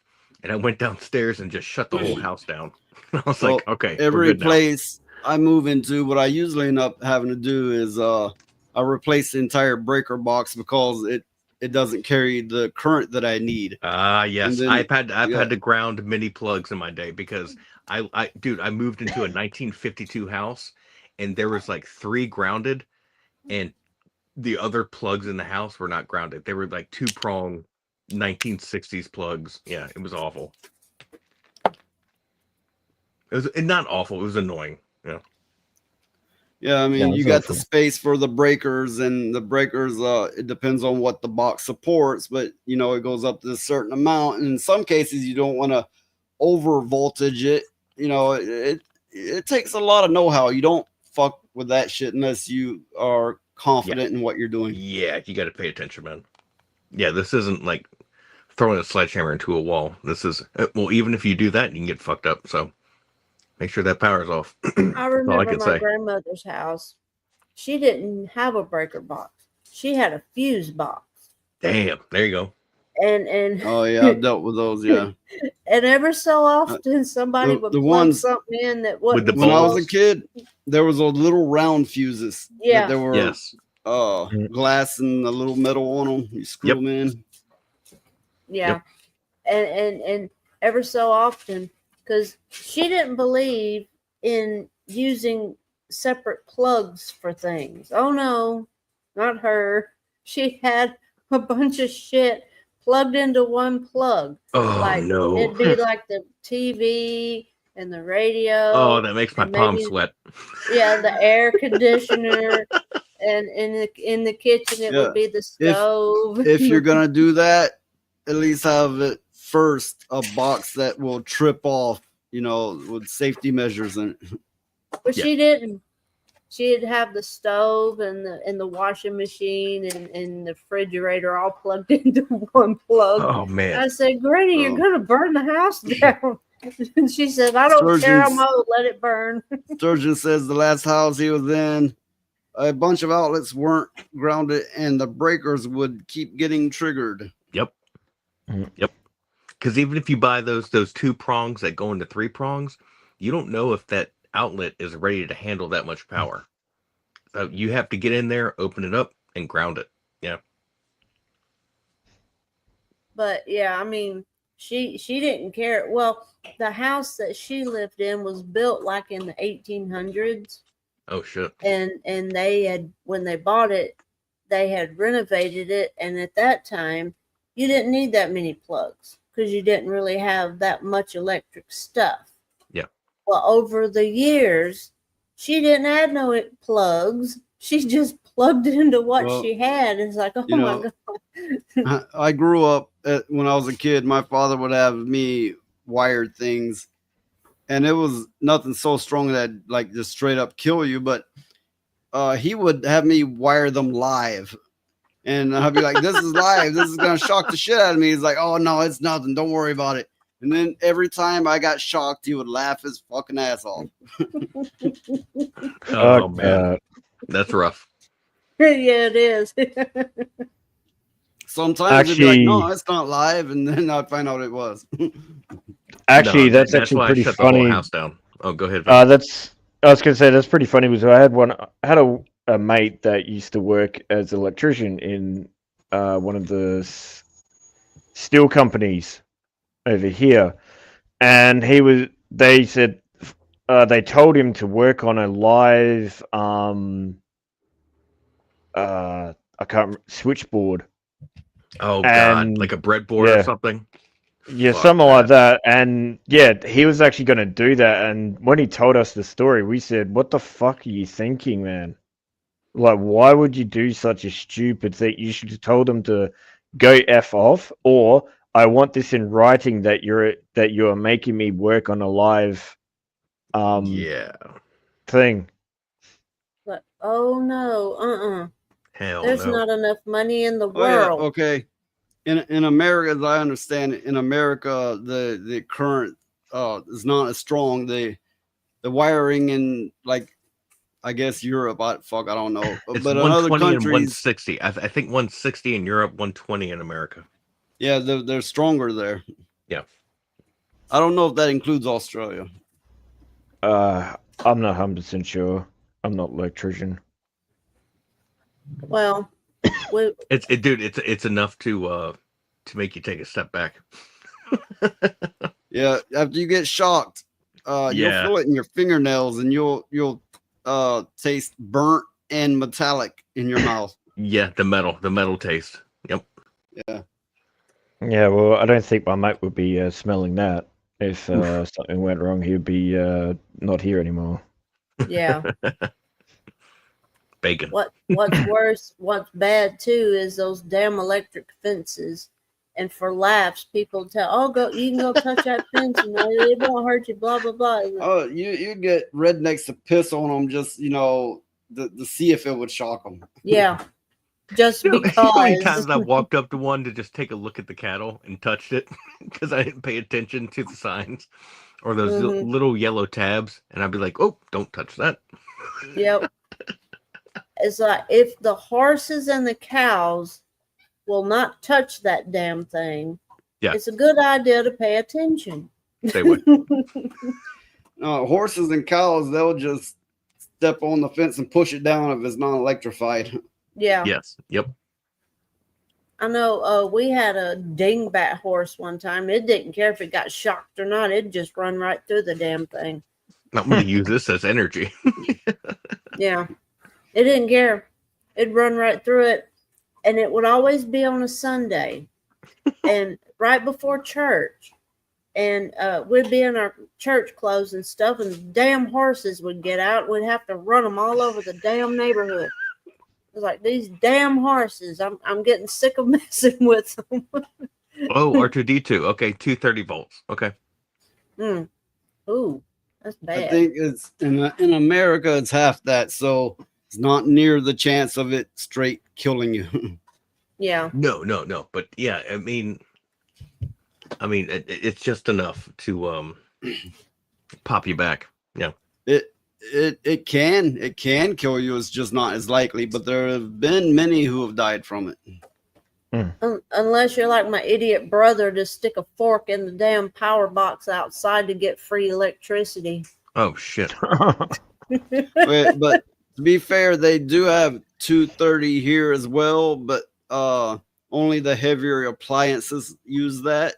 Yeah. Like I put an air conditioner in because the place is built kind of open, and I needed a big ass air conditioner to be able to cool the open area, and it needed the higher volts. Yeah. That thing was a monster to put in. I put Huge. two Yeah, of them I in just like do that. window units up here. Mm-hmm. I got like 3 of them that I put in every year. It's annoying as shit. Well, I mean, in Running the up and South, downstairs with a 60-pound machine. yeah.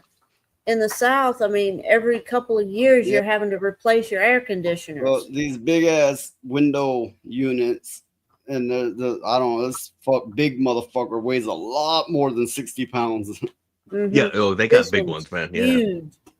And but it just seems like every couple of years you're having to replace your air conditioners because the air conditioner gives out because it's so damn hot. Oh yeah, I don't know. Yeah. I can't speak for anywhere else, but in the South, in the hottest part of the year, your air conditioners will quit on you. Mm-hmm. And you know you're not even running them wide open or anything, but just the hottest part of the year, that's when they'll give out. Yeah. Yeah. And that's in when North Carolina, there were days where I was like, "How is this thing not burn out?" But luckily, the way the house was built in the sun direction, it kept the air conditioner in the shade all day. Oh, well, that's good. That's where I won. That's the only reason ours didn't go out, basically. Yeah. That's actually pretty funny because our air conditioner that we have here has been here for quite some time. We changed it just to get a bigger one more than anything so we can pump the air out. But the only time like the air conditioner will actually go out is if there's a blackout. And that's because everyone's using the main power because of, you know, it gets like something like 40 plus over here in summer. So that's, you know, about 120. I think the hottest is about 120 over here. So that's like 48, 49. Australia is very comparable to the South in America. It's very comparable. Yeah. Yeah. You can easily get from anywhere from 90 to 115 in the South. Well, I don't know that's about you guys. I'm in- talking about North Carolina, but out west, I mean, we're talking what, 130 in Arizona or some shit. There was that day that we were at a powwow, and it got to be what? 140, I think. But It I was know shit. people were fainting everywhere, and they were handing out free water. And Mhm. before you got 2 drinks out of it, that water was hot. Mm-hmm. It was people in full regalia, the leather and stuff. Yeah, they man. were falling out, and we had to stop the powwow and resume it at night when it cooled off some because it was that hot. I mean, I like the dry heat, but if you're standing right in the sun, yeah, you're, especially my white ass. I tan well, but that shit's rough. You could put a lot of solar panels out there, but the animals might rip them to pieces. Well, right. Yeah. Unfortunately, okay, so we do have solar panels on our roofs, and that's just to cut back on the electricity bill because over here it's like it's ridiculous on it all, and unfortunately, it's going to get even more because our government wants to go more solar power and wind. So, if anyone says anything nice about the solar panel, I'm going to be telling them go fuck Right. yourself. The thing about solar panels is you need inverters, you need batteries, you need Mhm. storage for all of that. And the solar panel itself might have a 15 to 20 year life before you have to replace it. And the batteries possibly less than that. It does take maintenance. It does take extra building for your batteries and inverters and such. So, yes, I believe in solar panels, but it's a bigger setup than people realize. Imagine not- the trash. Imagine the trash. Not only that, but you're digging up a whole lot of area. Plus, solar panels cannot be recycled. Right. We're gonna have a heap of batteries and panels that are just burning a hole So in there. you're actually doing more damage to the actual planet than you're actually saving it. Because also to actually make them, you're actually producing something like twice the amount of pollution just to make the damn things too. And just And like it's the how same- Teslas are more dangerous in a head-on collision or a wreck than like a full-size SUV, because those batteries weigh twice as much as any SUV on the road. So you can have a Tesla barreling into a, say, one of my favorite vehicles, a GMC, Monster Boy, Tahoe, that will demolish it because that thing weighs twice as much thanks to the batteries. And then also, let's not all forget, when those things catch on fire, the air is fucked for quite a few days. Not that, but isn't there one of the batteries that if something about water, it actually makes it explode or some crap? No, there are three different types of extinguishers you have to use. When it comes to electrical, you have to use like some sort of like foam to put it out, but still, it's hard to put out. And fire departments are like, what the fuck do we do? Lithium-ion batteries. What happens is when they get impurities introduced into them, they will flame up. But it's kind of like napalm. There's not much that can put it out. So anything in the vicinity is pure fucked. Just purely fucked. It almost sounds like Greek fire. Yeah. Okay. The whole concept of like electric cars. With lithium-ion batteries, I don't see it. With a better battery technology, and they do exist, they're just not in common use. They got those with sea a better salt battery batteries technology. Yeah, they have those sea salt batteries in China, and China's keeping it to themselves, or America won't buy in. But they have these batteries that are more efficient, less dangerous, and I'm like, dude, what are we doing here? But we're all bought on to Elon's fucking bullshit, and then no one else wants to do anything different because now the oil companies are mad at Elon. But I'm like, dude, China has sea salt batteries, which is pretty fucking dope. Yeah, there's also hemp batteries and I don't know, like carbon batteries. Anyway, there's different types, and most of them are superior to the lithium-ion batteries. Yes, very much so. And just to point out that China is still one of the top 5 pollution countries in the world. Oh, top 5? I think they're top 3. We all But it know doesn't what matter. Shenzhen looks like. It's still it's still in the top 5 anyway, so Who's it's the still pretty worst? bad. Who's the worst? Can anyone look that up real quick? It's not the West, that's for sure. I can't believe they're not the worst. Like, they produce everything for the world. I can't believe they're not the most. Well, that might be. You got like China, India, Venezuela. Okay, India, China, I see that. There's a couple of others, but again, I think like the Western countries are probably in maybe the top 20, 30 or so.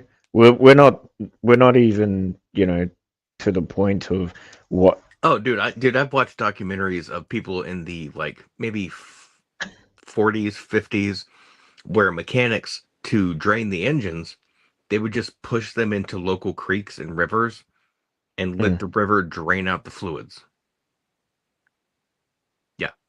Yeah. They would just push their nose of the car in and let it all just drain into life. And I'm like, what the fuck were our grandparents doing, man? Yeah, they didn't give a fuck, man. Yeah, I mean, sometimes, like say in the 50s or 60s, they might advertise to people, burn your batteries or dig a hole in the ground and bury them in the ground. Yeah. That's why to this day, I'm like, okay, so where do I take this oil? That's right. The dump, the recycling, because they can dispose of it. I don't know how they dispose of it, but back in the day, it was, dig a hole and pour it in. And then I was like, oh, and then I learned that's like literally the worst thing you could do. They have to toss it into containers and dump it in the ocean. That's where it goes. I say we just fucking punch them all out in space. Let the aliens take care of it. Yeah. I mean, it's capitalism that keeps us from progressing because they're too afraid that they're gonna damage an industry. Yeah, because everyone's got their hands in it. Yeah. And I know with the people's like they look at it like we got capitalism, we got socialism, so we're gonna embrace capitalism. Any too much of one thing leaves you fucked. Correct. We need a balance. Correct. That's what I've always admired about America is that at one point I believed we were a mutt. We were a mix of socialism, nationalism, all these different, ideals that created what we are. But no, that's thanks to lobbyists, we're being pushed one way or the other. And they've kind of accumulated, okay, we can make money this way. And then the other side's doing their thing. And here we are. Like we used to be a mix of ideals that kept us balanced, but you know. Well, when you think of socialism, don't think of what they're pushing as socialism today. You have to think of public roads and libraries and social security for the old and that kind of thing. Exactly. probably need to think same with more- communism. Like give back a little bit, you know. Yeah, but not you tear probably it all out. that, but, you that know. sort of stuff. It's probably more you have to look at things like Star Trek, because Well, that's what you the, get this the argument type of about content is.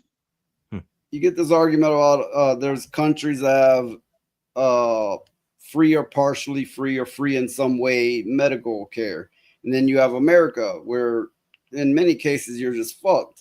And I'm looking at it and I'm going, no matter what is problematic, no matter what you do, but there's people out there that that simply don't get the care. And they're like, well, if you get the free one, you have to wait a long time. Okay, but the way we have it, you just fucking die. So, I mean, some balance should be able to be struck there instead of going, we're America, we're free, and we fucking die like that, I guess. It's not even That's that. my It's the fact that are they even getting the money that they need? Because guarantee over here, the Aboriginal community in who are actually still in the outback and all that meant to get all this Medicare, for them, I doubt they even get it whatsoever. And normally the white Aboriginals in the big cities who, work out all these deals are probably taking most of that money and only giving little bits to everyone else. And I believe that's pretty much the case over I remember here. us talking about that. You're right. I mean, that's why I'm glad, guys, everyone in chat and you guys on the panel. Let me take this out. It was I know you guys aren't going to like this response, but it was not Mr. Trump or Bush that put this into play, but it was Obama. It was Obama's second term before he was out. I remember the Marine Corps magazine that said that he had done something to the VA. And what he had done was streamlined the process to get health care for veterans. And to this day, I'm as a 90% disabled veteran, I'm so happy to have that health care because I can't imagine paying $500 a month for what I got going on with me. And it's something that, and what I'm saying is it's not because it's free. It's because now it's more streamlined. I can get a doctor's appointment much faster than I used to. Well, I think And so the veterans need that's more. something that happened that was very cool. And I just want to mention that for anyone that's a part of that community. But other than free healthcare, yeah, if you want free healthcare, you're gonna wait and probably die, because no one's gonna be after you for dividends, or not dividends, but your money. If you Well, have to pay they for it, if you got to pay that money, oh yeah, they'll take care of you. But also, I had a grandmother that was very rich. She was a millionaire. Did I get any money from it? No. But moving on from that, she had cancer. She went to Duke Hospital. They worked on her. They did a lot of work. She paid thousands of dollars for support and help, and they couldn't do anything. And where'd that money go? Put her right in the fucking grave. So I'm just like, you're damned if you do, you're damned if you don't. But I'd rather pay nothing for a little bit of help than a lot for no help. they tried to push Obamacare like it was free medical for America. That was When that's gonna yeah. hurt us, man. Free healthcare because of our system. But go ahead. Well, Obamacare was just insurance, which means it probably didn't even pay 10%. And also you had to work 40 hours a week, which right after Obamacare, they cut everybody's hours where they had to have 2 jobs and they weren't eligible. Not to mention in many southern states, they didn't adopt Obamacare at all. So basically work a 40-hour job, which became an impossibility. And maybe they might pay 10% or less of your bill. So it was by no means any kind of coverage. It was bullshit to try Wow. to shut up certain people. Yeah. That's bullshit. That's like tax, See, basically. Like we'll we've pay your got tax on it. Medicare over here, and then you got like private insurance as well and stuff like that. So my Medicare, if I go to the doctors, I don't have to pay for it. Like they pay for the doctor's thing every time. Well, but I barely go to the doctor anyway. The only time I need to go there is if I really like it's pretty bad. Me And too. that's about it.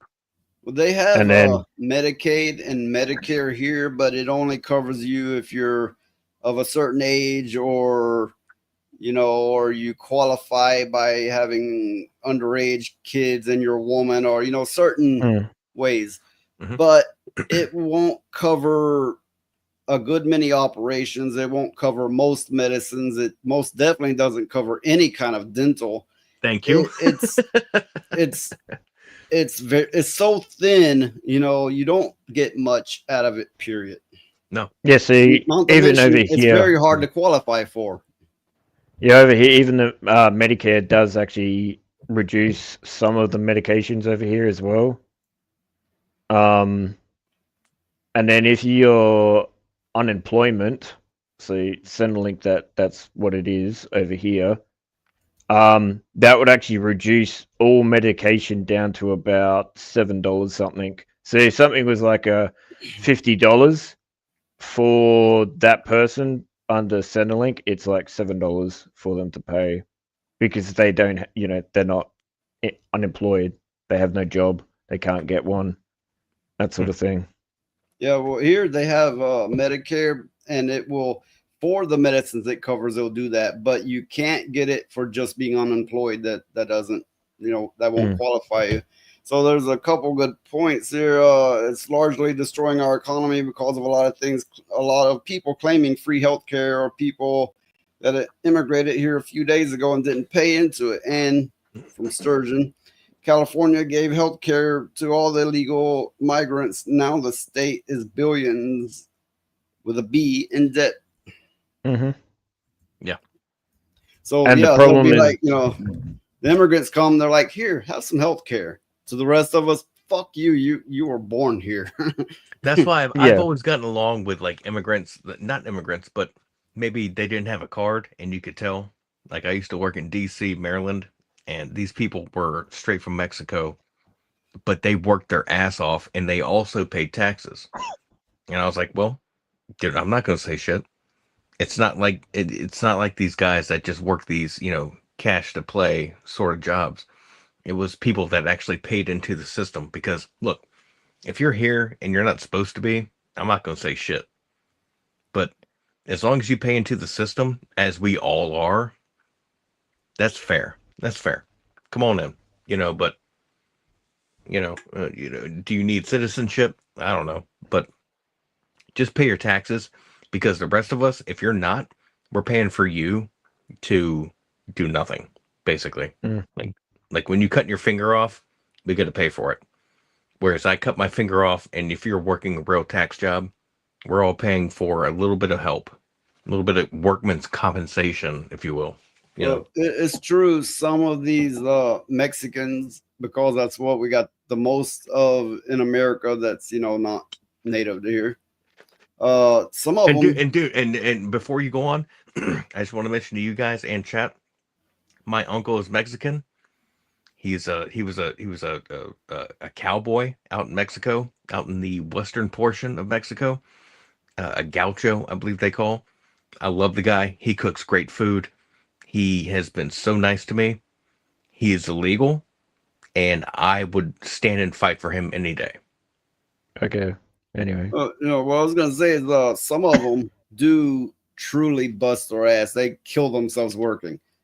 Yes. But you know, I've also had the experience. I was working a job. This was the mid 90s. I was working a job, and this place was tough. They hired it was a small place, a small factory, and they hired 50 people a day because most people wouldn't last a day. They would leave. So not long after I got hired, they started bringing in mass amounts of Mexicans a day. And these Mexicans, they could utter a few words of English, and they were standing around going, how much, $5 a day, you know, essentially that. I can't do the accent, but you know, essentially that. And everybody's like, no, an hour, $5 an hour is mid-90s, right? And that was good for then.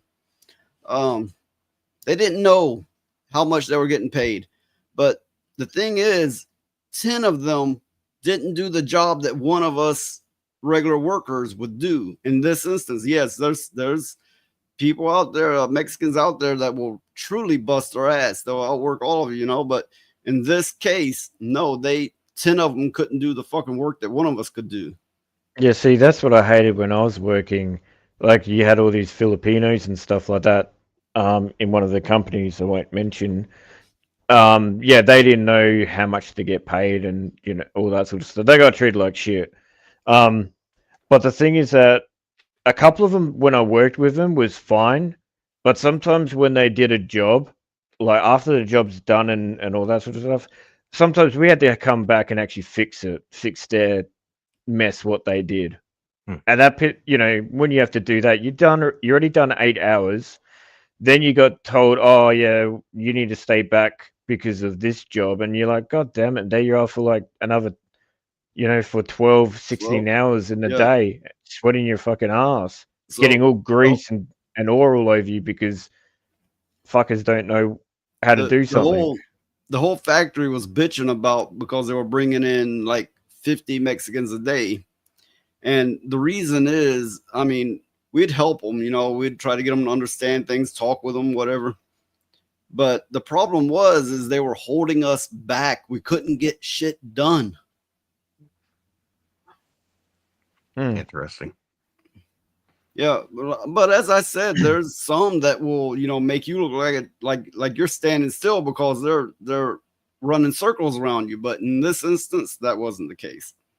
Yeah, well, I had the same thing, you know. There was a couple of them that were actually pretty good, but then there was others who just were complete crap.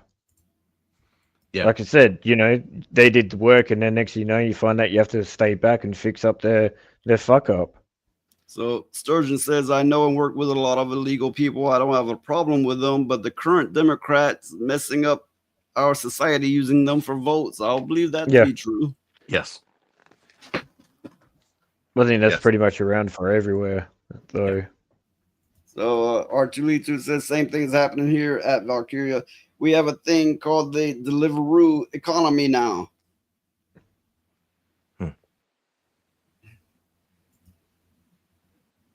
Yeah, I'm not familiar with that reference either.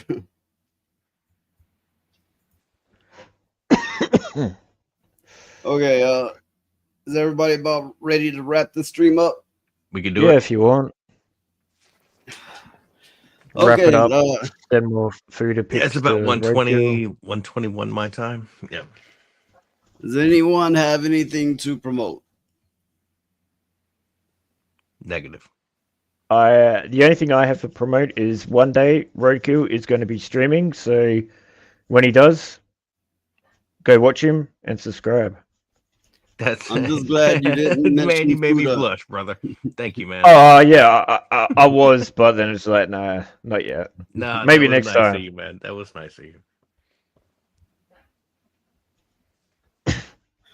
Okay, I'll just say when you're seeing several people streaming and you don't know who you're gonna watch, this little skinny bitch say it so I don't have to. Me, choose me, love me.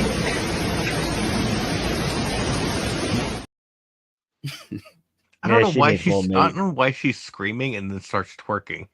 She needs to eat some cheeseburgers or something. Hell yeah. I don't know. I'll take her to Burger King. Make her Yeah, pay. she needs some bigger thighs. Yeah, make her eat some butter beans and cornbread and all that Yeah. kind of shit for a while. Sturgeon, I can fix her.